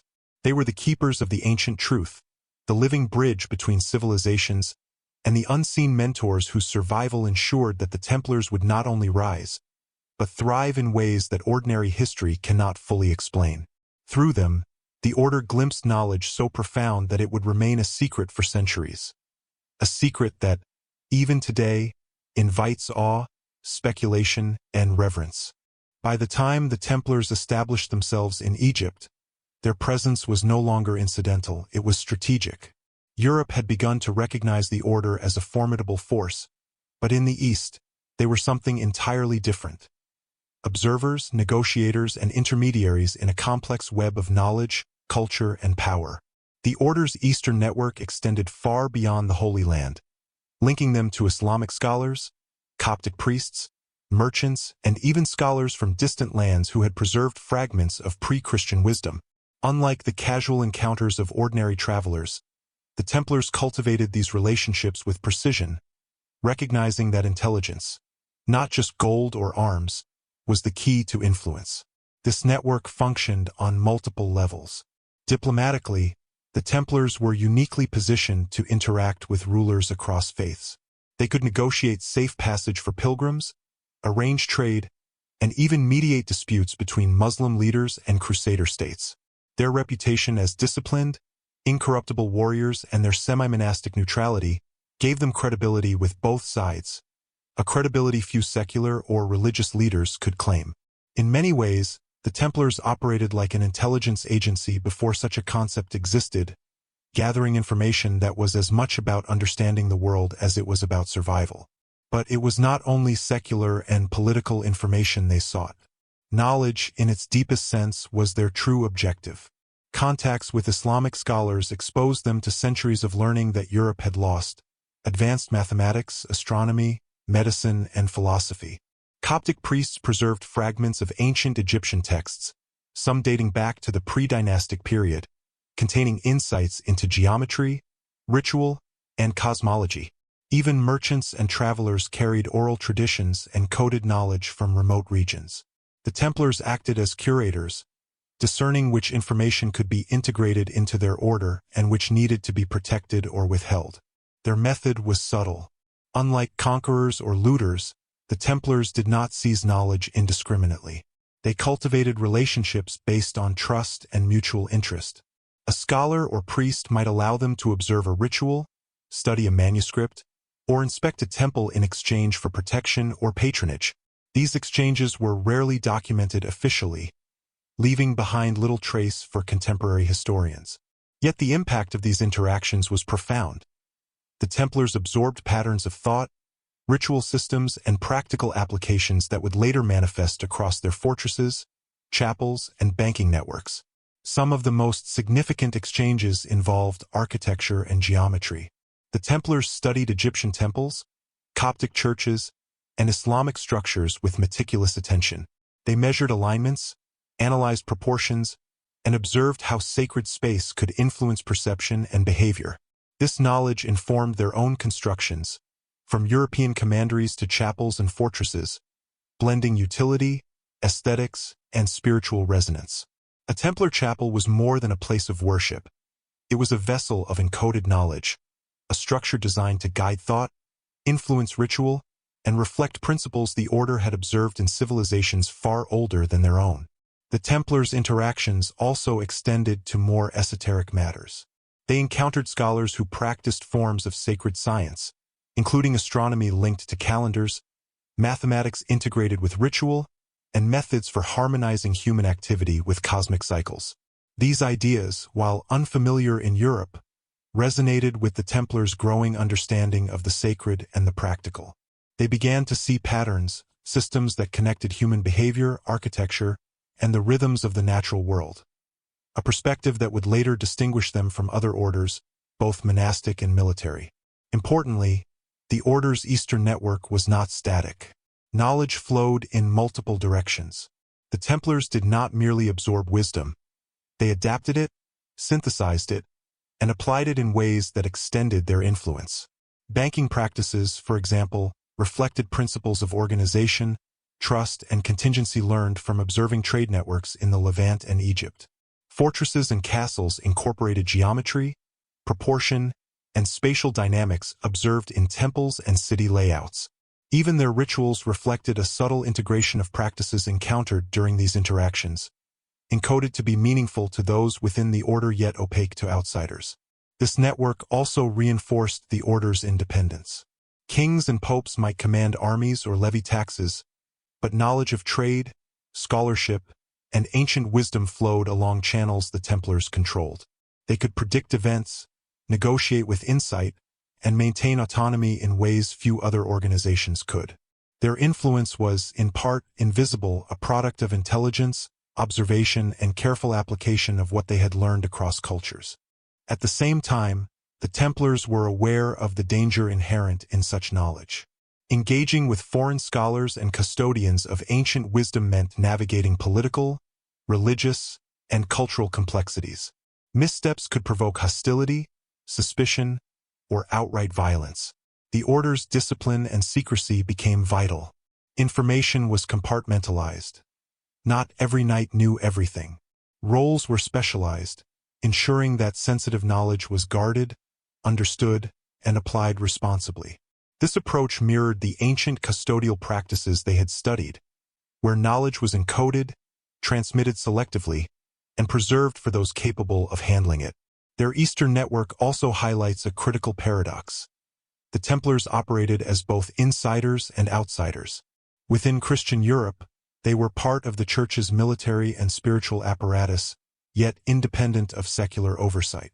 In the East, they were foreigners and sometimes strangers, yet respected as neutral, disciplined, and trustworthy participants. This duality allowed them to navigate spaces others could not, gaining access to knowledge, sites, and rituals that would remain inaccessible to ordinary pilgrims, knights, or scholars. Over time, the network extended beyond Egypt. The Templars maintained contacts in Syria, Cyprus, Constantinople, and even distant trade centers, creating a web that linked information, commerce, and sacred knowledge. Each connection reinforced the order's power and autonomy. It also ensured that when the storms of persecution later descended on Europe, the Templars had access to resources, intelligence, and understanding that made them more resilient, at least temporarily, than any secular institution or feudal lord. Ultimately, the Eastern network illustrates the Templars' unique approach to power. They understood that influence is not merely territorial or martial. It is intellectual, social, and spiritual. Knowledge, carefully acquired and applied, can shape alliances, dictate strategy, and protect against both visible and invisible threats. By integrating this understanding into their order, the Templars became more than knights. They became custodians of a hidden wisdom whose implications extended far beyond the battlefield. The Eastern Network also underscores the continuity between what the Templars discovered beneath the Temple Mount and what they pursued in Egypt. Knowledge was cumulative, layered, and interconnected. Each observation, conversation, or ritual reinforced principles learned elsewhere. Each piece of wisdom, carefully preserved and applied, strengthened the Order's ability to operate across continents, navigate political and religious complexities, and maintain its independence from secular control. In this way, the Templars' Eastern Network was both a tool and a testament. It was a tool for acquiring and applying knowledge, a method for safeguarding secrets, and a means of extending influence. It was a testament to the Order's discipline, foresight, and capacity to integrate learning across cultures. Through it, the Templars became not only powerful, but mysterious, their reputation as keepers of forbidden knowledge and arbiters of influence growing in tandem with their practical achievements. By the time the Templars returned to Europe, this network had already transformed the Order. They were no longer merely warriors of faith. They were strategists, scholars, and intermediaries in a world that extended far beyond the boundaries of Christendom. Their reach, influence, and understanding were unprecedented, and all of it was rooted in the connections, observations, and knowledge they had cultivated in the East. This network would define their rise, their success, and eventually, the fear and suspicion that led to their dramatic fall. In essence, the Templars' Eastern Network represents the intersection of knowledge, strategy, and diplomacy. It allowed them to navigate a complex world, absorb wisdom from ancient civilizations, and integrate it into their order without attracting undue attention. Through this network, they became more than a military force. They became custodians of a legacy that combined the lessons of the past with the practical needs of the present, a legacy that would echo across Europe for centuries to come. The Templars were not only warriors and bankers. They were observers, students of patterns that extended far beyond the obvious. As their presence in Europe grew, so too did the whispers about their knowledge and their peculiar practices. One of the most enduring mysteries lies in their architecture and symbolism, where signs and structures hint at lessons learned far from the cathedrals and castles of France. Among these, the most intriguing are the signs written in stone. Subtle, complex, and deliberate, left as if to communicate with those who could read beyond the surface. Templar churches, chapels, and commanderies often feature unusual motifs. The lotus, spirals, and geometric shapes uncommon in traditional European ecclesiastical design. These patterns are not merely decorative. They are encoded knowledge, echoing the systems the Templars had observed in Egypt. The lotus, for instance, symbolized regeneration and enlightenment in ancient Egyptian tradition. Its presence in Templar carvings and floor designs may have been a nod to principles of transformation, a symbolic recognition of the power that comes from hidden understanding. Those untrained in symbolism would see only beauty. Those initiated could recognize a deeper meaning. Equally striking are the geometrical designs embedded in the foundations and layouts of Templar structures. From the precise orientation of walls to the proportions of columns and windows, these elements reflect a mastery of space and alignment that parallels the sacred geometry of ancient civilizations. Pythagoras, centuries before the Templars, had begun exploring the connection between mathematics and harmony. In Egypt, these principles had been applied to temples, tombs, and pyramids. The Templars appear to have internalized similar concepts, translating them into the Christian architectural vocabulary of Europe. Their chapels were not merely places of worship. They were vessels of encoded knowledge, teaching lessons through proportion, symmetry, and orientation. But the signs written in stone are not limited to architecture. Carvings on doorways, columns, and arches often display symbols whose meaning was obscure to outsiders. Some resemble Egyptian hieroglyphs or abstracted astronomical symbols. Others are purely Templar, combinations of lines, circles, and crosses forming complex codes. Scholars have long debated their purpose. Were they protective symbols, secret markers, or lessons intended for initiates? The answer may be all three. The Templars were guardians of knowledge, and such symbols served to preserve, transmit, and conceal information simultaneously. One compelling aspect of these symbols is their consistency across regions. From Paris to London, from Cyprus to Portugal, Templar sites display recurring motifs and structural alignments. This uniformity suggests more than aesthetic preference. It points to a shared system of understanding, a common language of knowledge passed through initiation and preserved with meticulous care. The order functioned as both a military and intellectual network, transmitting information in ways that were secure, subtle, and nearly imperceptible to outsiders. Consider the use of star alignments in Templar architecture. Some of their chapels and fortresses are oriented to specific celestial events, solstices, equinoxes, or the rising of certain stars. In Egypt, temples were similarly aligned, reflecting a belief that celestial cycles governed earthly and spiritual order. For the Templars, such alignments were not merely symbolic. They were practical, ritualistic, and potentially transformative. A chapel oriented toward a particular star at a certain time of year could create moments of heightened awareness, reinforcing lessons encoded in space, sound, and proportion. These were experiences that communicated knowledge without words. Even the most subtle features, floor patterns, window placements, or spiral carvings, may have served as mnemonic devices. They could guide initiates through principles of geometry, philosophy, and cosmology, embedding lessons in physical space. Unlike books which could be lost, destroyed, or stolen, stone endures. Knowledge inscribed in architecture could survive centuries, hidden in plain sight, accessible only to those trained to interpret it. In this way, the Templars became architects of knowledge as much as of buildings, embedding their understanding into the very fabric of Europe's sacred spaces. The symbolic language of the Templars also served a political function. Their buildings conveyed power, discipline, and authority in ways that words could not. Kings, nobles, and rival orders may have admired their structures without understanding the deeper messages they contained. In essence, the Templars were sending invisible signals to those attuned to knowledge, while simultaneously reinforcing obedience and cohesion within their own ranks. Architecture became a medium for both teaching and asserting influence, a silent communicator of principles that shaped perception and behavior. Beyond symbolism, Templar stonework often incorporated encoded measurements and ratios. These may have been derived from Egyptian principles of proportion, geometry, and mathematics, applied to European contexts. Certain doorways, altars, and walls reflect dimensions that correspond to ratios of the human body, astronomical cycles, or sacred constants. To the casual observer, these are pleasing aesthetic choices. To the trained initiate, they are lessons in cosmology, sacred order, and human potential.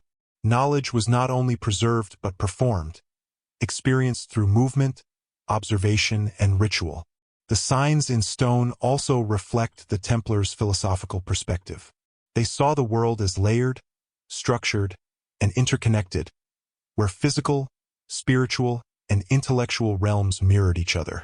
This holistic view is remarkably similar to Egyptian principles, where mathematics, ritual, and architecture were integrated into a coherent system of understanding.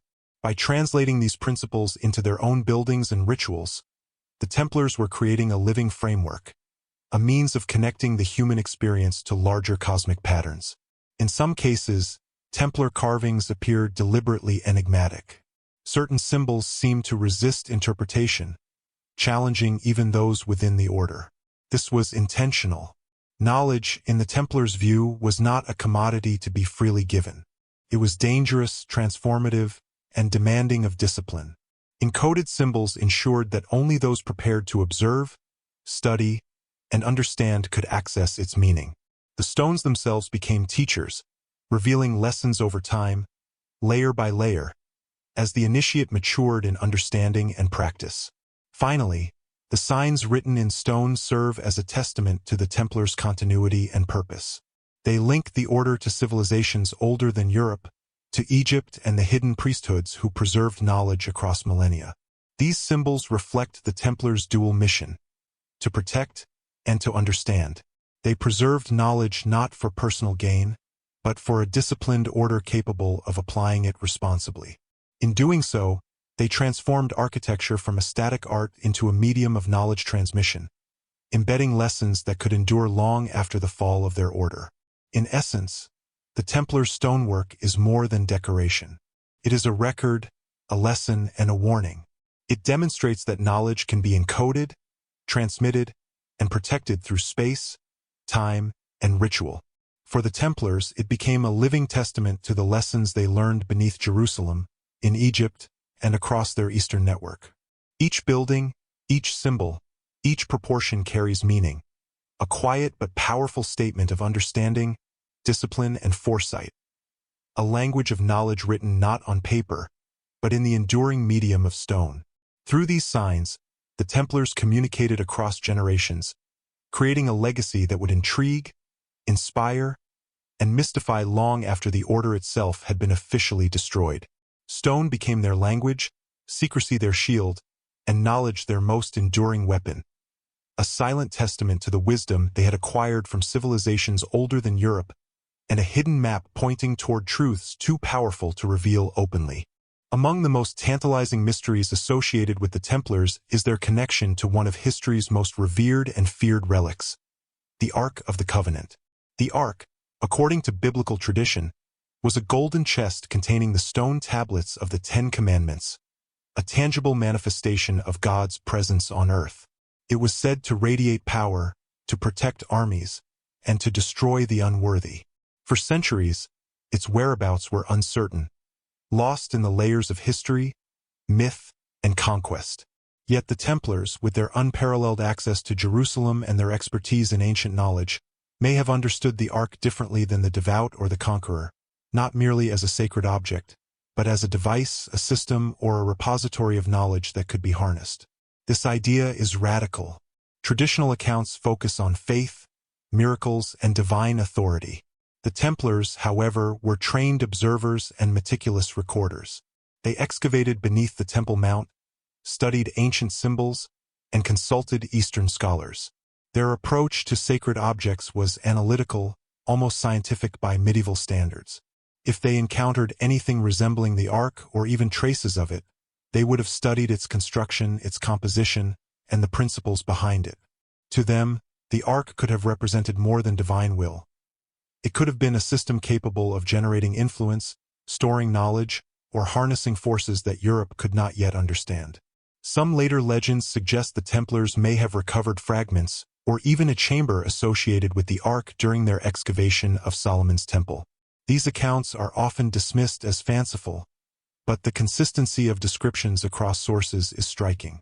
Chronicles speak of a room beneath the Temple Mount where sacred objects and inscriptions were stored, carefully arranged in patterns and alignments reminiscent of Egyptian temple design. The descriptions hint at a structure that was functional, not merely ceremonial. A place where geometry, proportion, and material combined to produce effects that were extraordinary to the untrained observer. The notion that the Ark could be understood as a device rather than solely a relic aligns with what the Templars had learned in Egypt. There, they encountered temples designed to harness sound, light, and geometry to create experiences of power and transformation. They observed that knowledge could be encoded into structures, that rituals could manipulate perception and energy, and that objects could serve as focal points for systems of understanding. In this context, the Ark could have been perceived as a similarly sophisticated instrument, not magical in the sense of superstition, but operational according to principles that merged faith, physics, and sacred design. If the Ark was indeed understood as a device, the implications are profound. It would explain the Templars' extraordinary secrecy, their precision, and the urgency with which they guarded certain discoveries. Knowledge of a system capable of influencing events, whether through spiritual authority, social cohesion, or unrecognized natural forces, would have been destabilizing in the wrong hands. The Templars' discretion, the compartmentalization of knowledge, and their coded architecture all reflect an acute awareness of the dangers inherent in such understanding. Beyond its function, the Ark may have represented a symbolic key. It connected the Templars to a lineage of sacred knowledge stretching from pre-dynastic Egypt, through Solomon's Temple, to the priests and scholars they encountered in the East. By studying its design, they were not merely observing an artifact. They were tracing the transmission of power and understanding across civilizations. The geometry, materials, and inscriptions could encode lessons about the cosmos, human consciousness, and the principles that govern both life and authority. In this way, the Ark could serve simultaneously as a physical object, a teaching tool, and a bridge between eras. Some historians speculate that the Templars' interest in the Ark was not solely about possession. They may have sought to understand its principles to replicate or adapt them in ways that could benefit the order.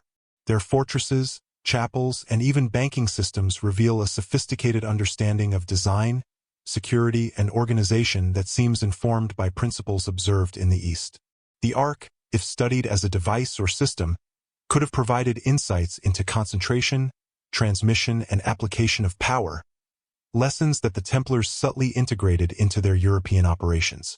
The idea that the Templars reimagined the Ark also explains the charges leveled against them later. Many accusations of heresy, idol worship, or secret rituals make little sense if interpreted literally. However, if the Templars were attempting to decode or replicate ancient systems of knowledge, misinterpretation becomes inevitable. Torturers, inquisitors, and contemporaries who did not understand the methods or intentions of the order would have seen ritual, measurement, and symbolic alignment as blasphemy or idolatry. The Ark, in this sense, represents not only power but also danger, the danger of knowledge that cannot be comprehended by those uninitiated. Equally compelling is the possibility that the Ark, like Egyptian devices, was tied to celestial and terrestrial alignments. The Templars' exposure to astronomy in Egypt, their careful observation of temples and pyramids, and their meticulous record-keeping could have allowed them to perceive patterns in the Ark's construction that linked it to stars, solstices, or natural phenomena. Such knowledge would have made the Ark not just a sacred container, but a nexus point, a convergence of material, symbolic, and environmental principles that amplified its significance. The Ark also fits within the broader Templar understanding of sacred power as systematized knowledge.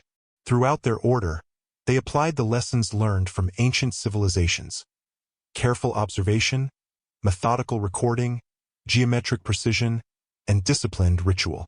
The Ark, studied in this context, would have been another layer in a larger framework, a framework in which sacred objects were both symbolic and functional, where faith and empirical understanding intersected, and where knowledge had to be guarded as fiercely as any fortress. Ultimately, the Templars' interest in the Ark exemplifies their approach to the mysteries they pursued. They were not content with legend or faith alone. They sought comprehension, integration, and application. They recognized that relics, when understood as systems, could reveal principles that transcended traditional belief. They approached sacred objects as both custodians and scholars, combining devotion with intellect and faith with meticulous observation. The reimagining of the Ark as a device illuminates a central theme in Templar history. Their pursuit of knowledge was deliberate, disciplined, and often dangerous. They were guided not by greed or ambition alone, but by the conviction that understanding ancient wisdom could empower them, protect Europe, and bridge civilizations. Their secrecy, their rituals, and their extraordinary rise are inseparable from this pursuit. The Ark, whether fully recovered, partially studied, or interpreted symbolically, stands as a testament to the Templars' unique capacity to perceive sacred power not as passive inheritance, but as an active operational system. In the end, the Ark is more than a relic. In the hands of the Templars, it may have been a key, a lens through which to study ancient principles, a bridge between civilizations, and a guide to understanding forces both spiritual and material.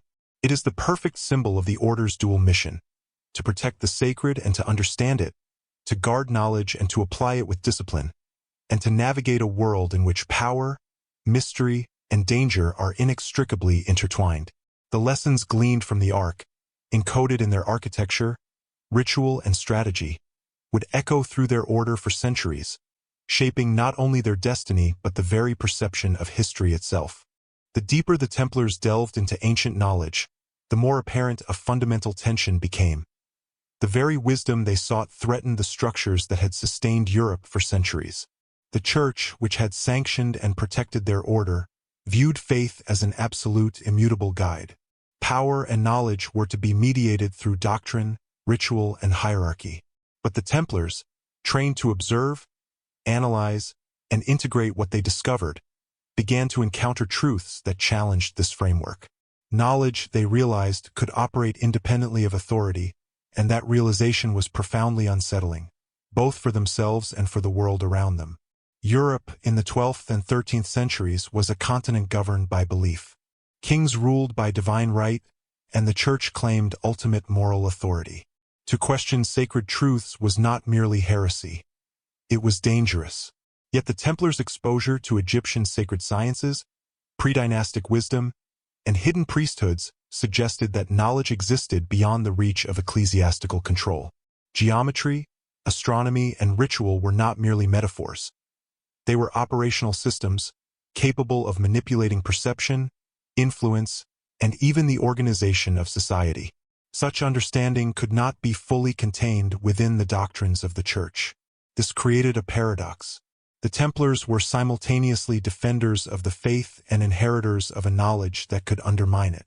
They swore loyalty to God and the Pope, yet they possessed insights that suggested divine order could be systematized, measured, and, to some extent, reproduced. Faith was no longer absolute. It became a model that could be studied, applied, and perhaps even challenged. In practical terms, the Templars were discovering that sacred power was not a gift alone.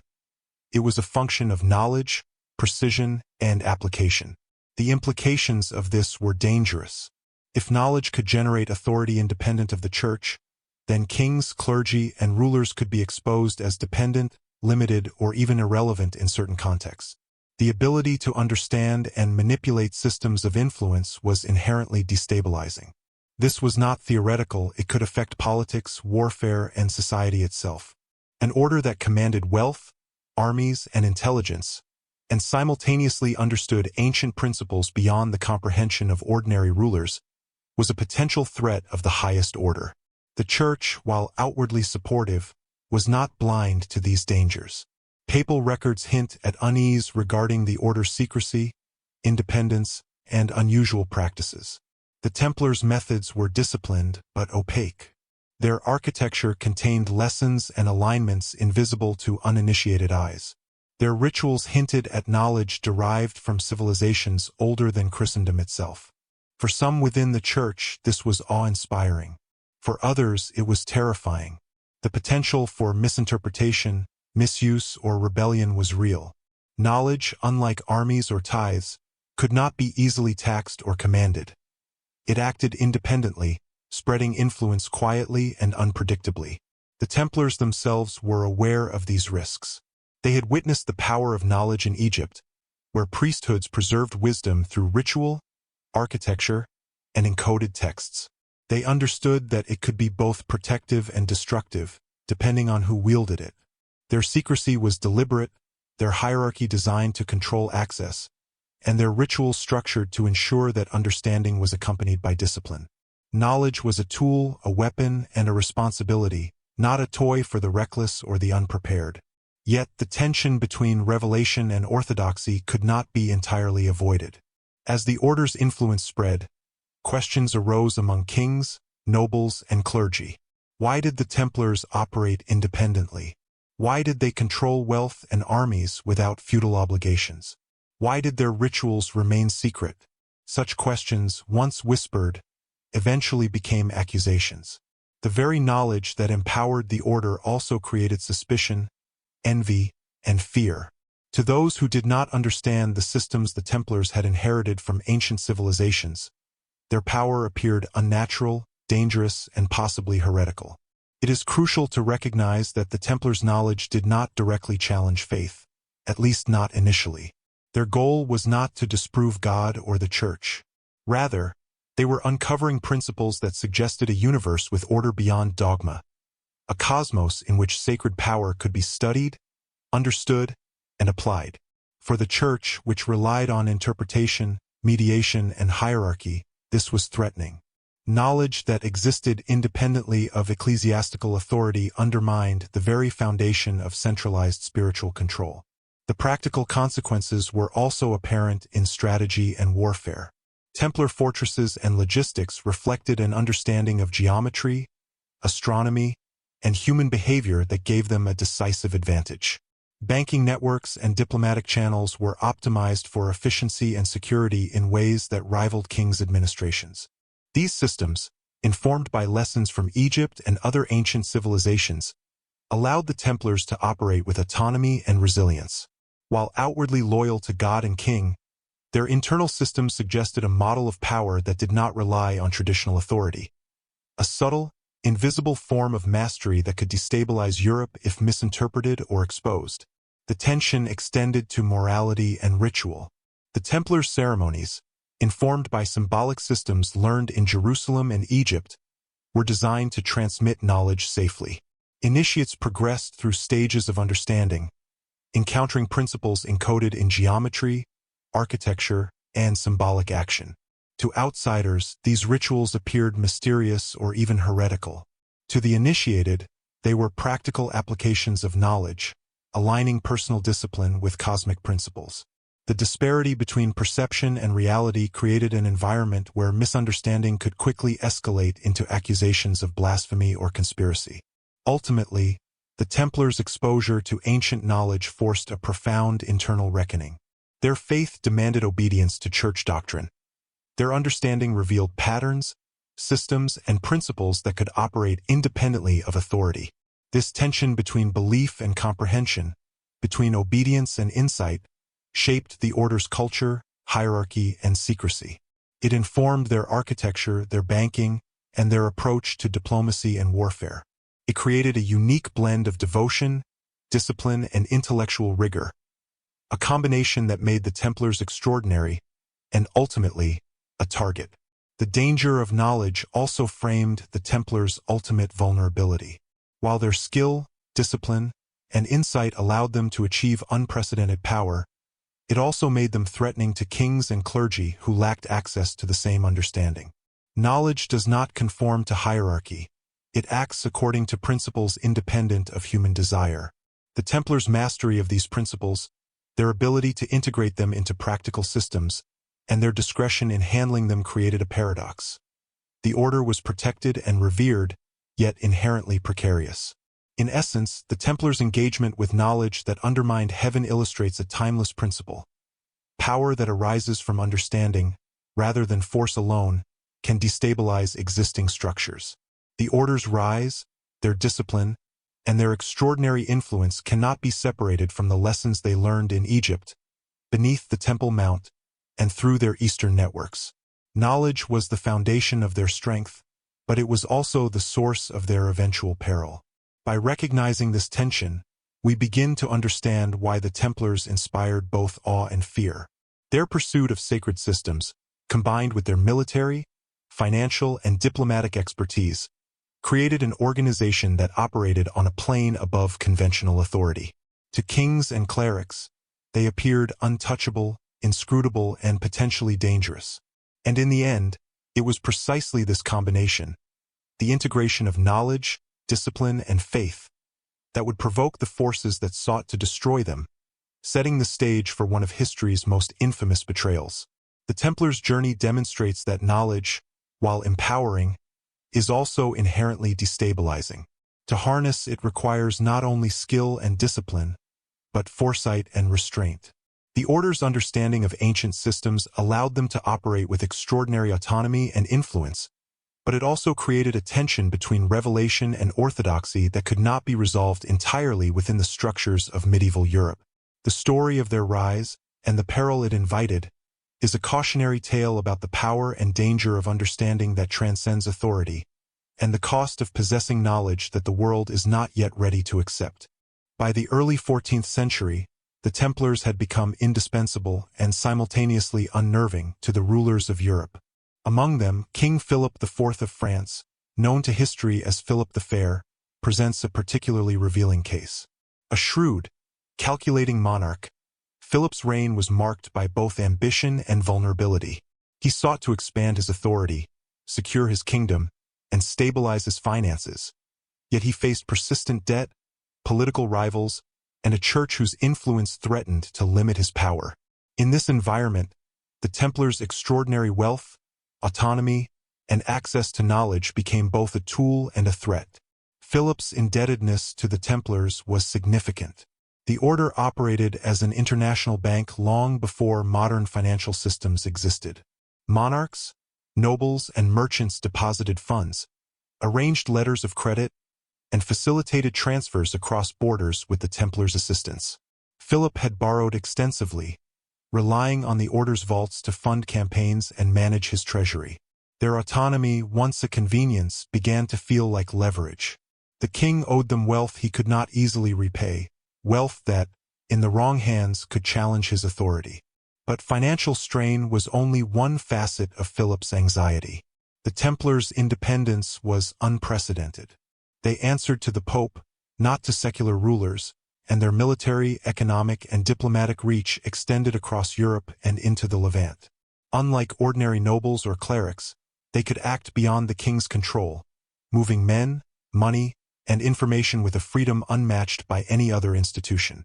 This autonomy, coupled with their reputation for secrecy and access to knowledge far older than Europe itself, created fear, a subtle but persistent unease that Philip could not ignore. Rumors, both public and private, began to circulate. Templar ceremonies, obscure rituals, and the strange symbols etched into their chapels sparked curiosity and suspicion alike. Ordinary citizens, hearing whispers of forbidden practices, may have imagined heresy. Nobles, aware of the order's wealth and influence, envied and feared them. And Philip, a man attuned to power and leverage, recognized that perception was as dangerous as reality. Even if the Templars were entirely loyal, the combination of their autonomy, wealth, and access to hidden knowledge rendered them politically untouchable, a potential threat he could neither fully understand nor control. Philip's fear was compounded by the Templars' potential knowledge of sacred or ancient secrets. Stories of the order's excavations beneath the Temple Mount, their exposure to Egyptian wisdom, and their interactions with custodians of knowledge had filtered back to Europe in fragments and rumors. To those outside the order, this knowledge seemed dangerous, arcane, and possibly heretical. While the Templars understood the discipline and responsibility required to wield it, Philip saw only uncertainty and potential destabilization. A monarch accustomed to controlling wealth and obedience could not easily tolerate an institution whose power derived from sources beyond his comprehension or command. In practical terms, Philip's predicament was clear. He needed the Templars' wealth to maintain his kingdom, but their autonomy, knowledge, and influence made them dangerous if left unchecked. He faced a choice between debt and dominance, between reliance and control. The decision he made would be unprecedented in European history. He would move to destroy the very order that had supported him, using a combination of political cunning, legal maneuvering, and ruthless timing. The timing itself was deliberate. Philip chose Friday, October 13, 1307, a day steeped in symbolism and coordination, to execute arrests across France simultaneously. The precision of the operation suggests premeditation and an understanding of the Templars' internal structure. He did not attack indiscriminately. He targeted leaders and commanders, cutting off communication, isolating members, and ensuring that the order's hierarchy could not respond effectively. The speed and coordination were intended to eliminate resistance before the Templars could leverage their autonomy or knowledge. Philip's motives were multi-layered. Debt provided a convenient pretext, but it was not sufficient on its own. The fear of the Templars' knowledge, of their understanding of sacred systems, ancient wisdom, and strategic principles, was paramount. If the order could navigate political, financial, and spiritual systems in ways that exceeded royal comprehension, then Philip's authority could be undermined indirectly, without a single battle. By removing the Templars and claiming their assets, he neutralized this threat while consolidating power and reducing exposure to a potential challenge from an organization whose influence was both pervasive and opaque. The king also understood perception. Public accusations of heresy, blasphemy, and idolatry provided cover for his actions. To the populace and the church, the Templars' wealth and influence suddenly appeared suspect. Charges of ritualistic abuse, denial of Christ, and secret worship were sensational and effective. They reframed the narrative, transforming a political and financial maneuver into a moral and religious justification. By the time inquisitors were involved, the stage was set for the systematic dismantling of the order, cloaked in the guise of defending orthodoxy and faith. Philip's actions reveal the delicate balance of power in medieval Europe. Knowledge, especially knowledge that operates independently of established authority, can provoke fear as strongly as armies or wealth. The Templars' mastery of ancient systems, derived from Egypt, Jerusalem, and their Eastern networks, gave them influence that was invisible but undeniable. For Philip, who understood the limits of direct confrontation, eliminating the order was a preemptive strike against an uncertainty he could not control. The consequences of his decision extended far beyond finances. By targeting the Templars, Philip destabilized an institution that had served as a conduit of knowledge, a mediator of trade, and a guardian of sacred wisdom. The arrests, trials, and subsequent executions sent a clear message to all institutions. Power must be visible, controllable, and subordinate to secular authority. Knowledge, secrecy, and autonomy, once strengths, became liabilities. Philip's actions illustrate the tension between understanding and authority, between wisdom that transcends hierarchy and the human desire to control outcomes. Yet, even in his ruthless maneuvering, Philip underestimated the resilience of the order's legacy. While the arrests were devastating, the knowledge the Templars had accumulated could not be entirely erased. Symbols, architecture, and written fragments persisted. Their methods, refined over centuries of study and application, were encoded into Europe itself. The knowledge may have been hidden, dispersed, or altered, but it endured, a silent testament to the Templars' discipline and foresight. Ultimately, King Philip's confrontation with the Templars illustrates the paradox of power. An organization that combines knowledge, discipline, and autonomy is extraordinary, but also dangerous to those who cannot comprehend its principles. Debt, envy, and fear converged in a decisive action, but the underlying tension between authority and understanding, control and insight, resonates far beyond the political maneuverings of a single king. It is a story of human ambition intersecting with ancient wisdom, a cautionary tale about the fragility of power when confronted with forces it cannot fully perceive. In examining Philip IV's motives and methods, we see more than betrayal. We see the consequences of knowledge that operates independently of hierarchy. The Templars had mastered systems older than Europe itself, and that mastery, while invisible, threatened the very foundations of royal and ecclesiastical authority. Philip's response, precise, calculated, and ruthless, marks the turning point in the order's history, setting the stage for one of the most dramatic and consequential collapses in medieval Europe. It is here, at the intersection of fear, debt, and knowledge, that the Templar story becomes not only about faith or warfare, but about the perilous power of understanding that transcends authority, a theme that echoes through their legacy even today. The night of Friday, October 13, 1307, remains one of the most infamous dates in European history, not for the clash of armies or the fall of a kingdom, but for the sudden and coordinated destruction of one of the most powerful institutions the continent had ever known, the Knights Templar. Across France, from Paris to provincial commanderies, the king's agents moved with meticulous precision. Torches flared in narrow streets. Doors were forced open. Chains rattled. Guards, loyal to Philip IV, executed orders that had been prepared in secret for months. It was not a battle. It was an eradication, planned to leave no room for warning, resistance, or escape. The arrests were synchronized. Preceptors, knights, sergeants, and even chaplains were apprehended simultaneously. Each Templar commander was seized in his own commandery. Any possibility of communication between the order's leaders was eliminated. Philip understood the Templars' hierarchy intimately, interrupt the chain of command, and the organization could not coordinate a defense. Within hours, the most disciplined, feared, and wealthy order in Christendom was immobilized. It was not merely a legal action. It was a psychological and strategic strike designed to remove the order as a functioning entity before it could respond. The charges leveled against them were severe and shocking. Heresy, idolatry, blasphemy, denial of Christ, and obscene rituals were claimed in official writs.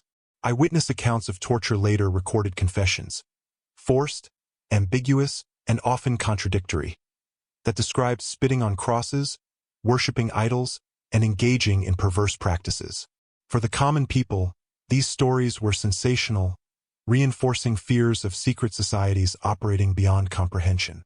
For the Church, these charges offered moral justification for what was essentially a political and financial purge. And for the Templars, they were absurd distortions of what had been disciplined, sacred, and hidden knowledge. Even as the arrests unfolded, the Templars' own preparation for secrecy became evident. Vaults were emptied, documents were removed or destroyed, ships vanished from ports where treasure and records were held. The Order's network, spanning Europe and the Levant, had anticipated that such a day might come, and steps had been taken to protect the most sensitive knowledge and assets. Yet the speed and scale of Philip's operation overwhelmed them. What could not be hidden or moved was seized, leaving the Templars vulnerable to a process of persecution that combined fear, deception, and law. What strikes historians most is the level of coordination. There were no leaks, no whispers, no forewarning that could mobilize resistance. Even trusted knights, aware of political tensions, were unprepared. The Templars were disciplined, trained to defend fortresses and pilgrims, but they were caught unarmed in the very heart of Europe. The psychological impact was immense. Fear, confusion, and betrayal permeated every commandery. The Order, renowned for its courage in the Holy Land, faced an enemy that was invisible, legal, and merciless. The methods of Philip IV were deliberate in exploiting perception as well as authority. Public proclamations painted the Templars as heretics, corrupt, and morally bankrupt. The arrests, coupled with the sensationalized confessions extracted under torture, created an image of the Order as dangerous and ungodly. This not only justified the king's actions but also isolated the Templars socially and politically. Allies, vassals, and neighboring lords were reluctant to intervene, fearful that association with the Order might invite the same suspicion and retribution. The Templars' isolation, once a strategic choice for secrecy, became a vulnerability under the king's calculated attack. The scale of the operation also reveals Philip's understanding of perception and narrative. By executing arrests simultaneously, he created the illusion of overwhelming evidence and divine inevitability. The speed and secrecy implied omniscience and moral authority. The Templars could not resist because the world itself seemed aligned against them. The operation was not merely punitive. It was performative, designed to shape memory, suppress inquiry, and redefine the narrative of the Order's existence. Even their wealth, influence, and previously untouchable autonomy could not withstand a king who controlled not just force, but perception. For the Templars themselves, the night was catastrophic yet revealing. It exposed the fragility of even the most disciplined, secretive, and powerful organization. Despite their years of training, strategic networks, and accumulation of knowledge, they were vulnerable to an adversary who understood the interplay of fear, law, and authority. The arrests also demonstrated a grim lesson about the nature of power.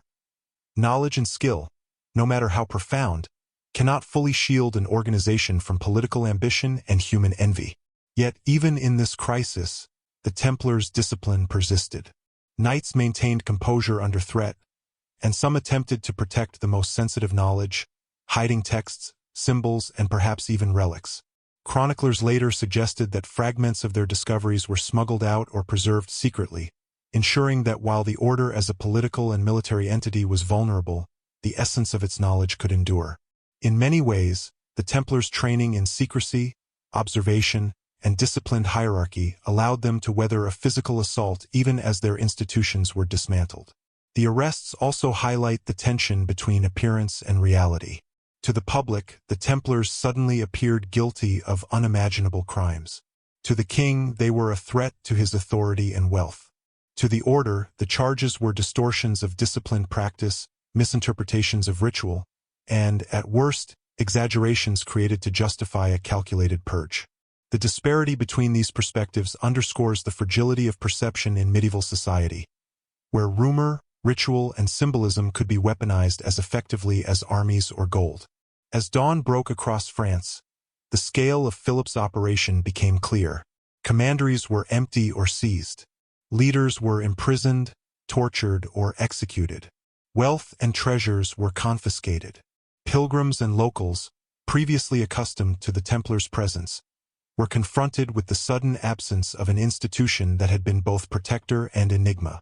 The psychological and political shockwaves would resonate for decades, influencing the perception of secret societies, the relationship between monarchy and religious orders, and the ways in which knowledge and power could be controlled or erased. The night of October 13th also marked a turning point in history. It demonstrated that even the most disciplined, secretive, and knowledgeable organization could be undone by political calculation, coordinated violence, and the manipulation of perception. The Templars' rise, built over centuries through discipline, observation, and mastery of both practical and sacred knowledge, collided with the ambitions and fears of a king who understood the danger inherent in what they possessed. Their fall was rapid, dramatic, and meticulously orchestrated, a testament to the fact that knowledge, however profound, must navigate not only its own mysteries but also the ambitions of those who seek to control it. In retrospect, the arrests of 1307 illuminate the fragility of human institutions in the face of concentrated power, fear, and envy. They also highlight the Templars' resilience, their foresight in preserving knowledge, and the enduring mystery of what they truly understood about the ancient world. The night was not merely the collapse of an order. It was the beginning of a legend, a cautionary tale about the dangers of knowledge that transcends authority, and the lengths to which human ambition will go to suppress it. In the aftermath of the arrests, the charges leveled against the Templars became a spectacle that captivated Europe. The accusations were both bizarre and horrifying. Heresy, idol worship, spitting on the cross, blasphemous rituals, and secret oaths designed to subvert Christendom itself. On the surface, these claims were shocking enough to justify royal action and popular fear. Yet beneath the sensationalism lies a deeper, more troubling question. Why would such an elite and disciplined order, sworn to protect the faith and uphold moral principles, engage in acts so grotesque and self-destructive? The answer, perhaps, is that they did not, or at least not in the sense their accusers claimed. The confessions extracted from imprisoned Templars were obtained under extreme duress. Torture, deprivation, and psychological manipulation were standard practice in medieval trials. Knees, shoulders, and hands were crushed. The mind was weakened, and words were forced to conform to the expectations of inquisitors. Under such conditions, even the most pious and disciplined individuals could be coerced into statements that were inaccurate, contradictory, or impossible. Yet chroniclers recorded these confessions meticulously, framing them as proof of the Templars' guilt. To the outside observer, it appeared incontrovertible. An entire order of knights and monks engaged in blasphemy, debauchery, and sacrilege. But when the confessions are examined critically, patterns emerge that suggest a far more complex reality. Many of the alleged crimes align curiously with misunderstandings of ritual, symbolic practice, and secrecy. For example, accusations of spitting on the cross may have stemmed from initiation rites in which members renounced worldly attachments, an act of humility and obedience misinterpreted as sacrilege. Similarly, supposed idol worship could have been the study of symbolic artifacts, often inspired by Egyptian or Coptic traditions that were not meant for public understanding. The Templars were trained to encode knowledge in action, architecture, and ritual, a practice that could easily appear heretical to outsiders unfamiliar with context. The charges also reveal the intersection of fear, envy, and political expedience. Kings and nobles coveted the order's wealth. Clergy feared its autonomy. Rumors of secret knowledge, rituals, and symbols created an aura of menace that could be exploited. By framing the Templars as morally corrupt and spiritually dangerous, Philip IV and his allies justified not only their arrests but also the confiscation of vast assets. The accusations were carefully tailored. They were dramatic enough to alarm the public, plausible enough to be accepted by the Church, and flexible enough to obscure the true motivation, eliminating a powerful institution that could not be controlled. Consider the allegation of ritual abuse. Many accounts describe acts that are grotesque, sexualized, or blasphemous. Yet within the order, secrecy and symbolism were paramount. Initiates were taught through staged rituals, gestures, and symbolic actions that conveyed complex principles without explicit language. A gesture meant to symbolize humility, submission, or cosmic order could be misconstrued as offensive or heretical. An observation of ancient Egyptian or Coptic ritual might be perceived as idol worship. In a climate of fear and coercion, these misinterpretations could easily be framed as criminal confessions. Another striking aspect is the inconsistency in the confessions.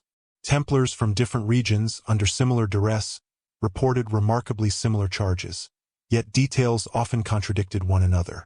This suggests that interrogators, guided by preconceived narratives, imposed interpretations onto the statements of the knights. The process was less about uncovering objective truth and more about producing evidence that supported the king's objectives. What appears in historical records as a trial was in fact a carefully orchestrated performance of guilt, designed to justify eradication rather than investigate facts.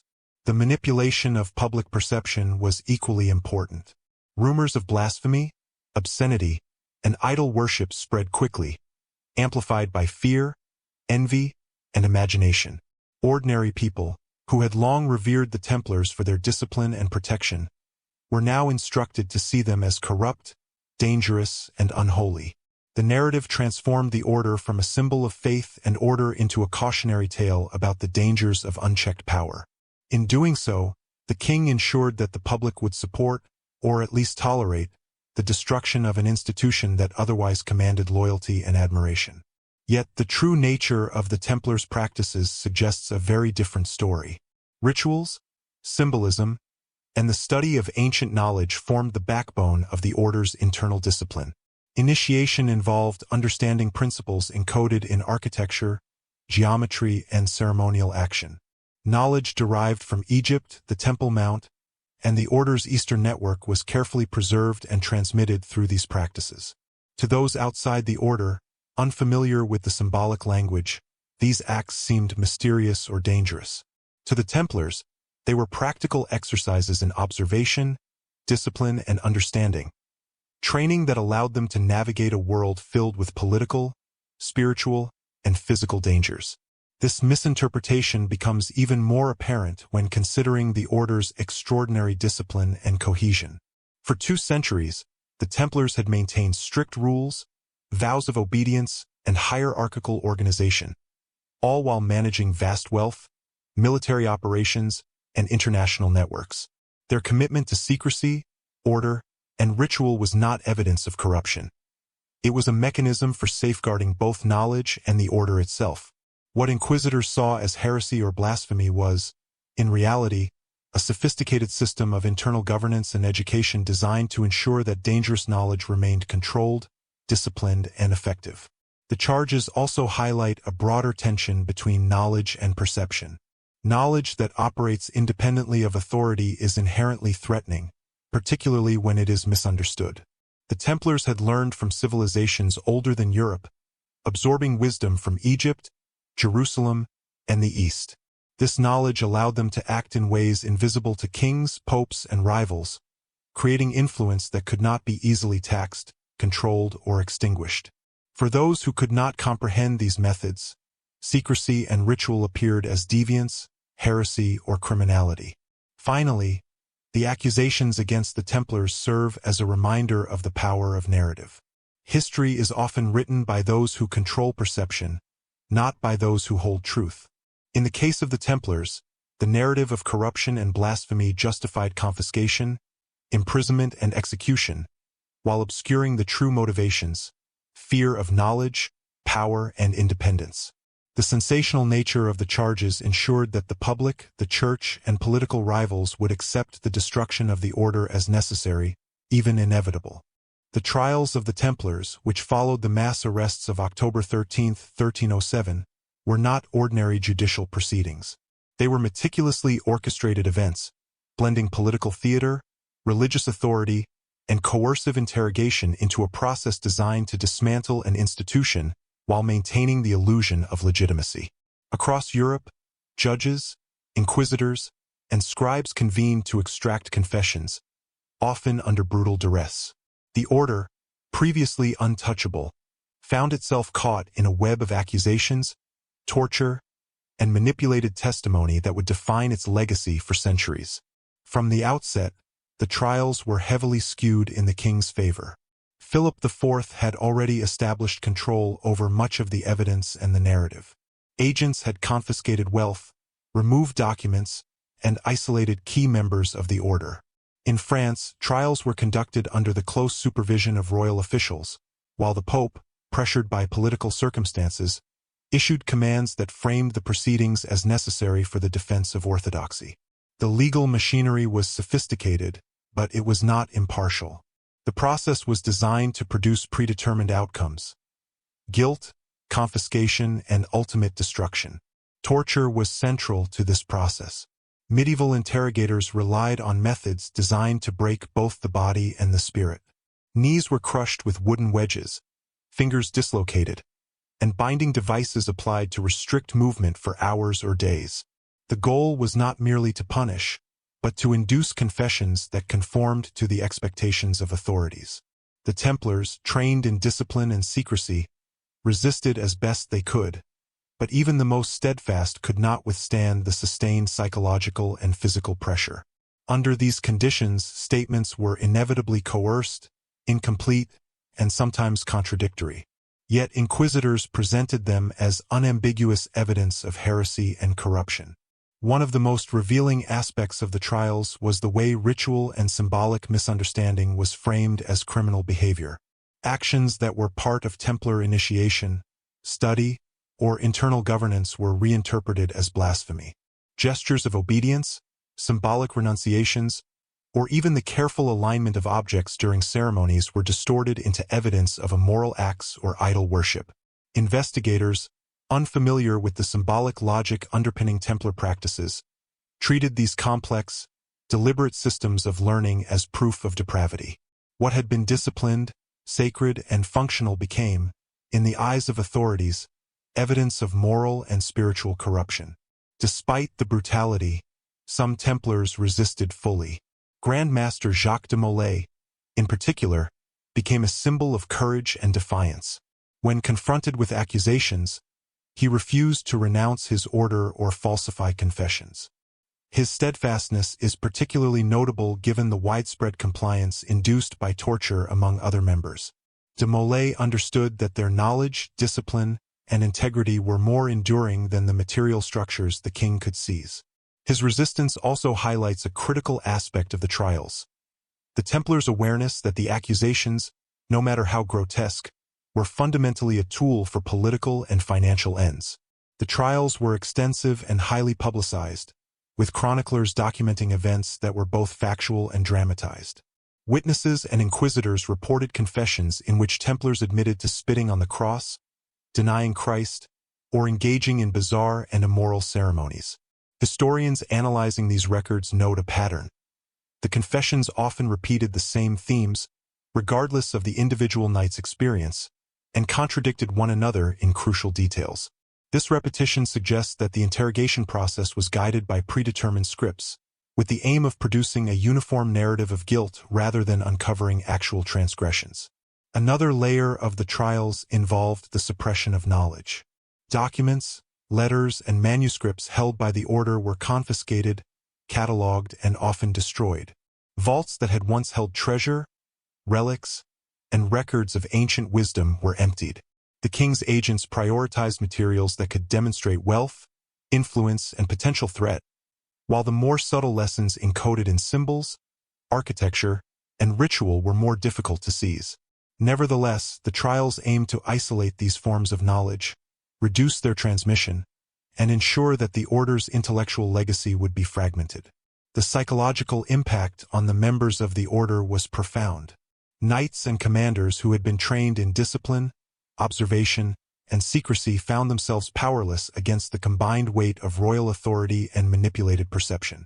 Many confessed to charges they did not fully understand, echoing the predetermined narrative enforced by interrogators.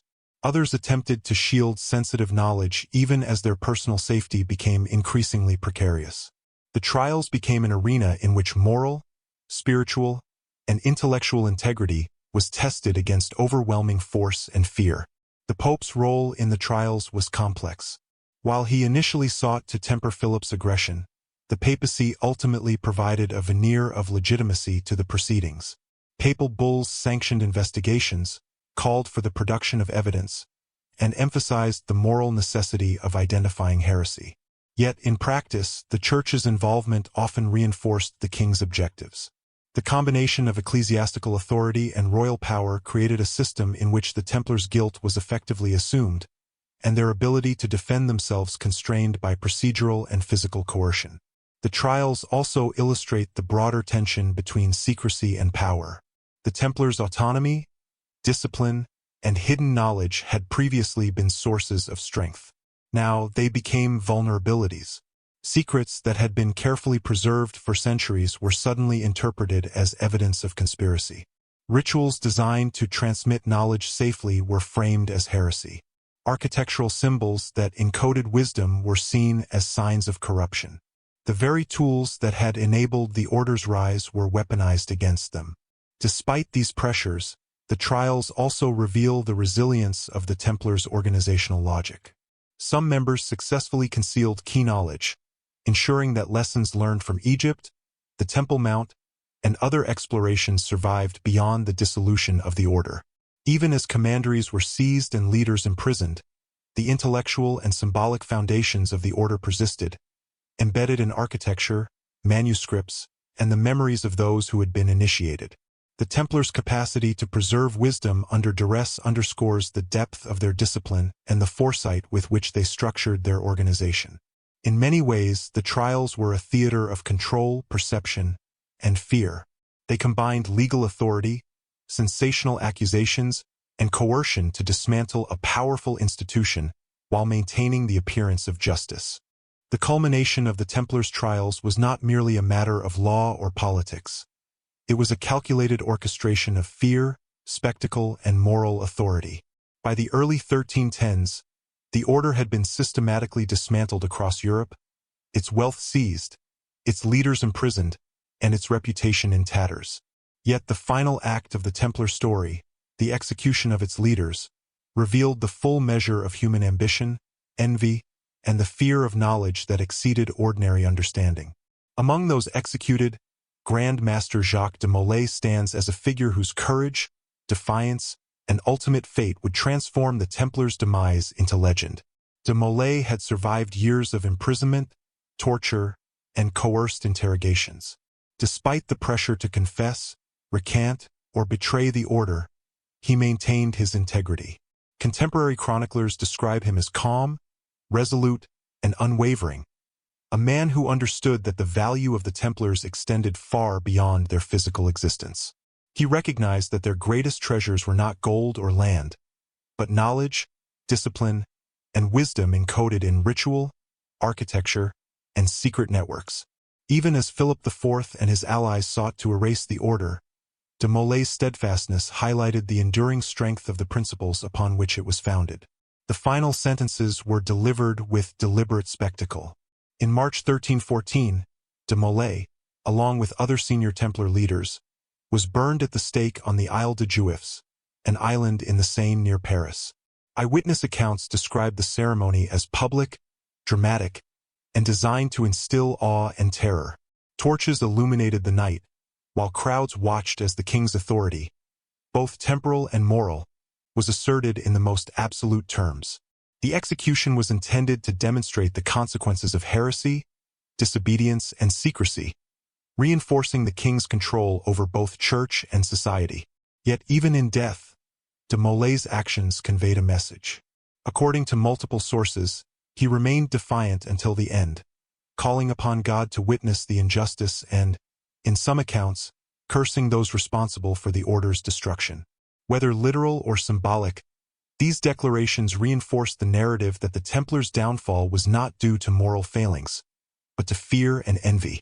Their execution became a moral theater, where power, secrecy, and knowledge collided with ambition and perception in a final, irrevocable act.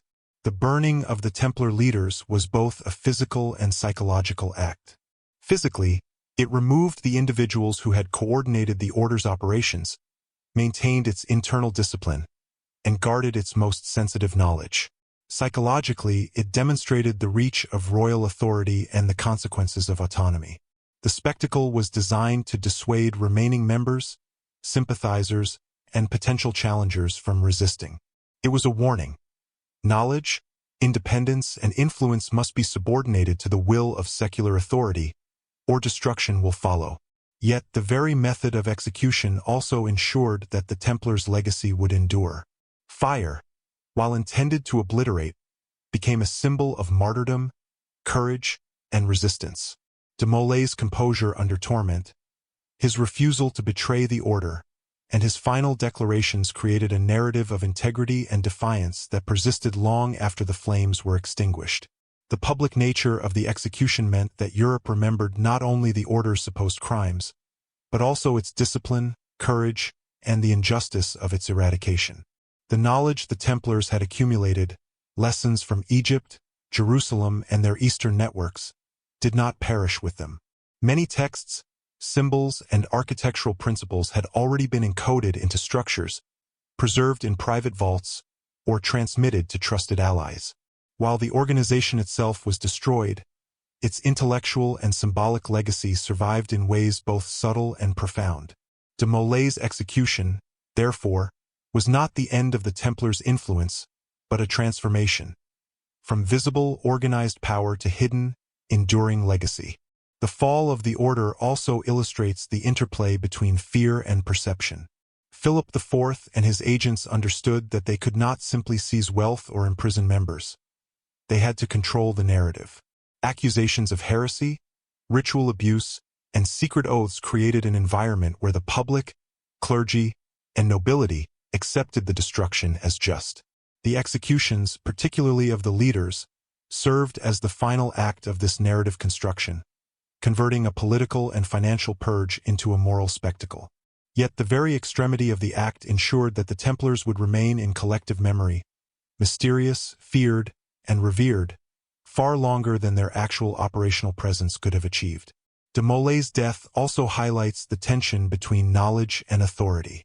The Templars had acquired wisdom that transcended ordinary comprehension. Ancient systems of geometry, astronomy, ritual, and cosmology that had survived from Egypt and Jerusalem. This knowledge allowed the order to operate with autonomy and insight. Yet that same knowledge rendered them vulnerable to rulers who could not understand or control it. The execution of the leaders was a direct response to this tension. The elimination of human custodians of knowledge in an effort to suppress a system that threatened established power structures. Even as the leaders fell, the broader networks of the order persisted in hidden form. Initiates who had survived, architects influenced by Templar principles, and scattered manuscripts all carried fragments of the wisdom acquired over centuries. The execution did not extinguish these traces. It merely transformed the order from a public institution into a covert, almost mythic presence. The Templars' knowledge, carefully encoded in symbols, structures, and ritual, continued to influence Europe in subtle ways, often without recognition or attribution. The consequences of the executions were immediate and far-reaching. Commanderies were seized and repurposed. Wealth was redistributed to royal coffers, the church, or rival orders. Pilgrimage routes and military networks were disrupted. Yet the psychological impact endured longest. The memory of an organization destroyed not for failure or incompetence, but for its extraordinary discipline, knowledge, and autonomy. Philip IV's victory was complete in the material sense, but it could not erase the symbolic power of the Templars' courage, the sophistication of their knowledge, or the mystery surrounding their rituals and architecture. The execution of de Molay and his companions is, therefore, both an endpoint and a transformation.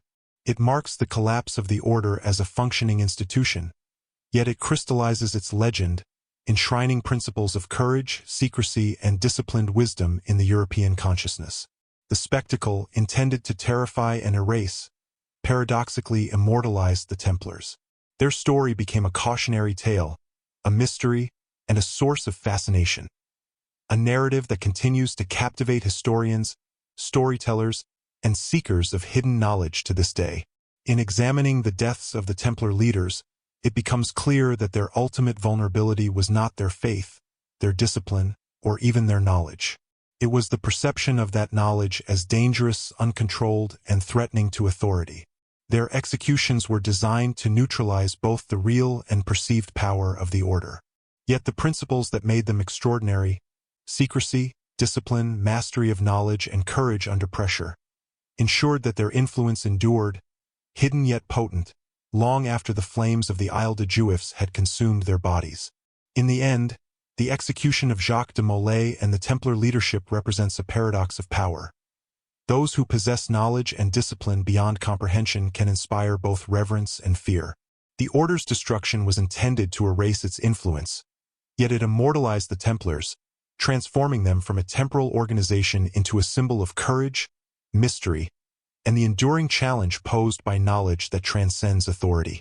Their legacy, encoded in ritual, architecture, and collective memory, would outlast the very men who perished on that fateful night, leaving a story that continues to captivate and mystify centuries later.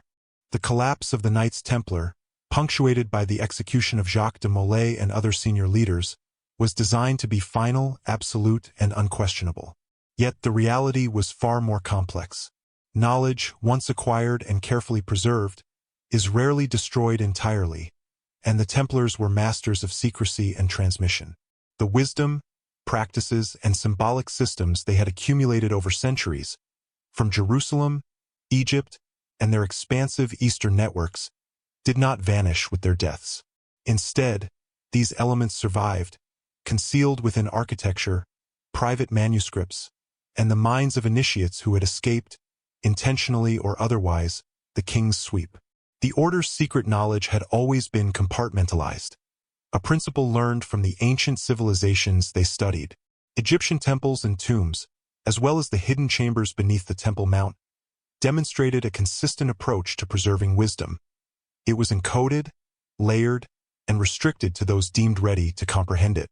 The Templars adopted this method, distributing responsibilities and access so that no single individual could control all aspects of the order's understanding.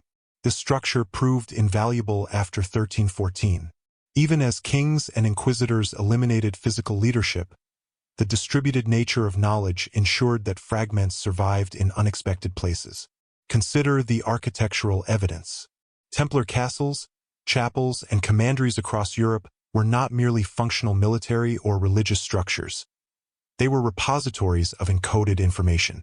Geometry, proportion, orientation, and symbolic carvings all served as mnemonic devices or lessons in the principles the order had absorbed from Egypt and other ancient civilizations.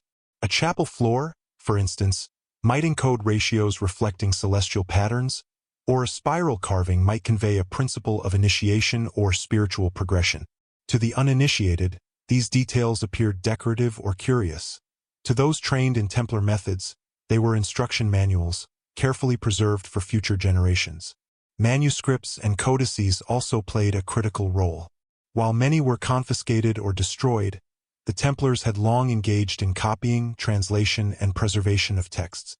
Some contained knowledge derived from pre-dynastic Egyptian sources, Coptic traditions, or Arabic scholars. Everything from geometry, astronomy, and mathematics to ritualized systems of observation and meditation. Hidden, dispersed, or disguised within religious or philosophical texts, these manuscripts survived in monastic libraries, private collections, and the archives of sympathetic nobles. In some cases, knowledge was embedded in allegory, parable, or symbolic notation precisely to avoid seizure. Even oral tradition functioned as a tool of preservation. Initiates were trained to memorize key principles, lessons, and rituals, transmitting them cautiously to trusted apprentices. This method ensured continuity even when physical structures or manuscripts were compromised. The Templars' discipline made them exceptional custodians of memory. Sequences of ritual, architectural patterns, and mathematical or astronomical observations could be passed down intact across generations. For centuries after the Order's destruction, these practices may have influenced secret societies, guilds, or esoteric movements in Europe, carrying forward principles that had once guided the Templars in Jerusalem and Egypt. The resilience of Templar knowledge is also evident in the Order's influence on subsequent architecture and ritual. Gothic cathedrals, monastic structures, and certain European fortifications display alignments, proportions, and symbolic motifs reminiscent of Templar designs. Scholars have debated whether these similarities reflect direct transmission, independent innovation, or covert Templar influence after the Order's fall. The evidence suggests that former members, sympathetic allies, or inspired builders integrated Templar principles subtly, ensuring that the Order's wisdom survived in forms that could not be traced back to the suppressed institution. Moreover, the principles the Templars preserved were not merely academic. They were operational. Financial networks, strategic planning, and even military logistics were informed by lessons learned from ancient civilizations and encoded in Order practices. Letters of credit, methods for safeguarding assets, and fortification designs reflected a systemic understanding of risk, observation, and application. When the Order was dismantled, fragments of these systems did not vanish. They were absorbed, adapted, or disguised by individuals who had internalized them. In this way, the Templars' influence persisted beyond the dissolution of the formal institution, continuing to shape European structures, commerce, and strategy long after 1314.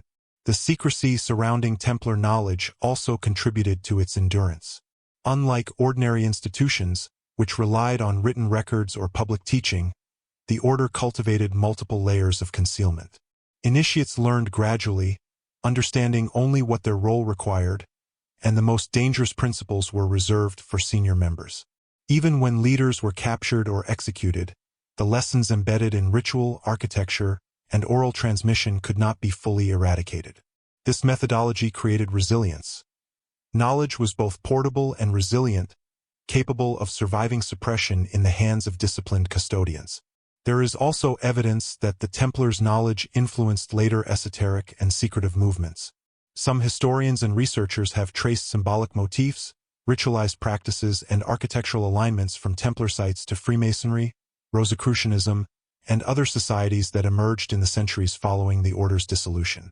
While direct lineage is debated, the transmission of principles, encoded geometry, symbolic ritual, and disciplined observation suggests that fragments of Templar wisdom were preserved, adapted, and integrated into new forms. This continuity illustrates the remarkable durability of knowledge when it is carefully encoded, guarded, and transmitted. Perhaps most striking is the philosophical lesson embedded in this survival. Knowledge, once acquired, cannot be entirely destroyed. Attempts to eradicate it through violence, coercion, or suppression may succeed in removing physical structures and immediate custodians, but the principles themselves persist. Encoded in stone, manuscript, ritual, or memory, wisdom becomes resilient, hidden yet potent. The Templars understood this, and their organization was designed around this understanding. Their downfall, brutal and thorough as it was, could not erase centuries of preparation, observation, and application. The survival of Templar knowledge underscores a paradox. The same qualities that made the Order vulnerable, autonomy, secrecy, and exceptional insight, also ensured its endurance. While political and religious authorities destroyed the Order as a visible institution, they could not fully grasp or eliminate the systems of understanding the Templars had cultivated. Knowledge had been carefully shielded, dispersed, and encoded, making it effectively impervious to total eradication. The Order's wisdom persisted invisibly, shaping Europe in subtle ways, long after the flames had consumed its leaders. Ultimately, the story of the Templars' surviving knowledge demonstrates a timeless principle. Truth and understanding, once realized, cannot be completely extinguished. While institutions may fall, individuals may die, and records may be destroyed, the principles embedded in disciplined practice, observation, and ritual endure. The Templars, through centuries of preparation and careful encoding of wisdom, ensured that their legacy would survive, hidden, subtle, and enduring, a silent testament to their mastery of knowledge, discipline, and secrecy. In examining the remnants of the Templars' wisdom, we begin to see that their legacy was not merely military or financial, but intellectual and spiritual. Architecture, ritual, manuscripts, and networks all carried fragments of a system that transcended time, geography, and the political ambitions that sought to destroy it. Even in the face of annihilation, the Order's principles endured, shaping later generations, inspiring inquiry, and preserving a connection to ancient civilizations whose knowledge had been at risk of being lost forever.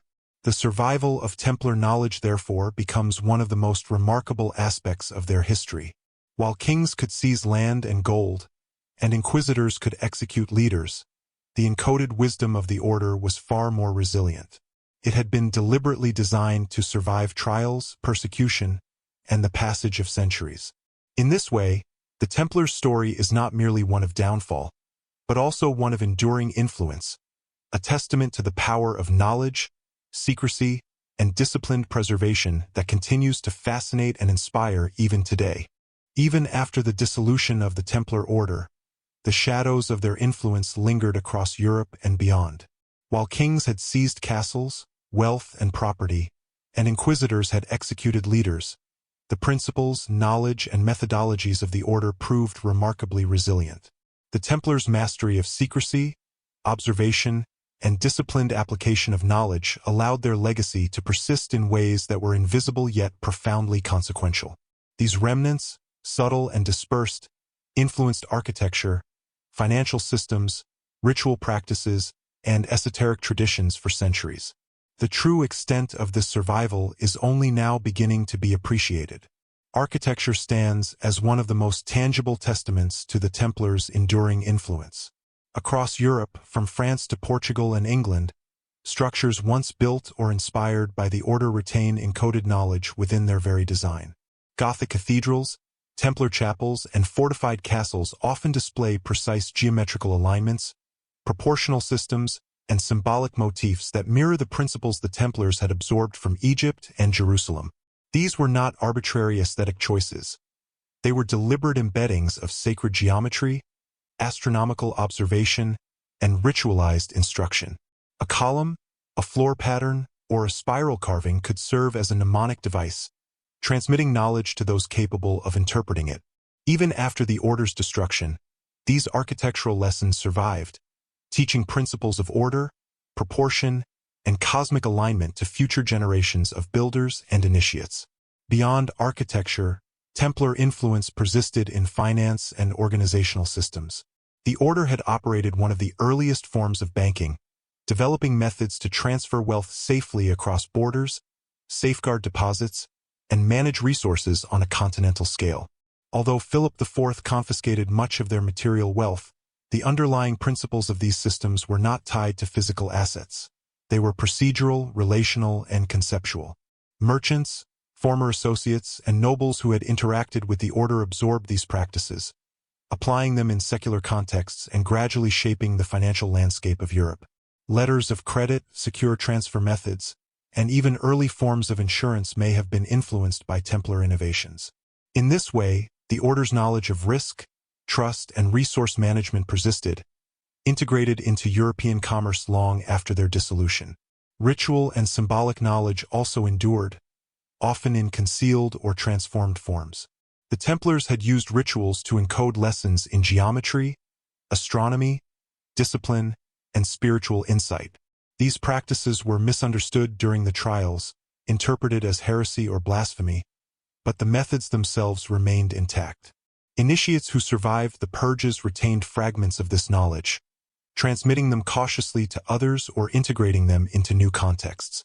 Over time, these practices influenced esoteric societies, secretive guilds, and monastic traditions, perpetuating aspects of Templar wisdom even as the Order itself ceased to exist. Symbols, gestures, and encoded sequences embedded in ritual functioned as a living record, capable of guiding future generations without revealing their full meaning to outsiders. The persistence of Templar knowledge illustrates the distinction between tangible and intangible influence. Material assets, castles, lands, treasure, could be seized, destroyed, or repurposed. Physical leadership could be executed or imprisoned. But knowledge, encoded in practice, structure, and memory, was much more resilient. The Order's principles, once internalized and distributed, were capable of surviving systemic attacks because they did not rely solely on documents, leaders, or centralized control. Knowledge became a form of power that could outlast the organization that created it, resilient to coercion, suppression, or destruction. Even culturally, the Templars' influence was profound. The legend of their courage, secrecy, and mysterious wisdom permeated European consciousness.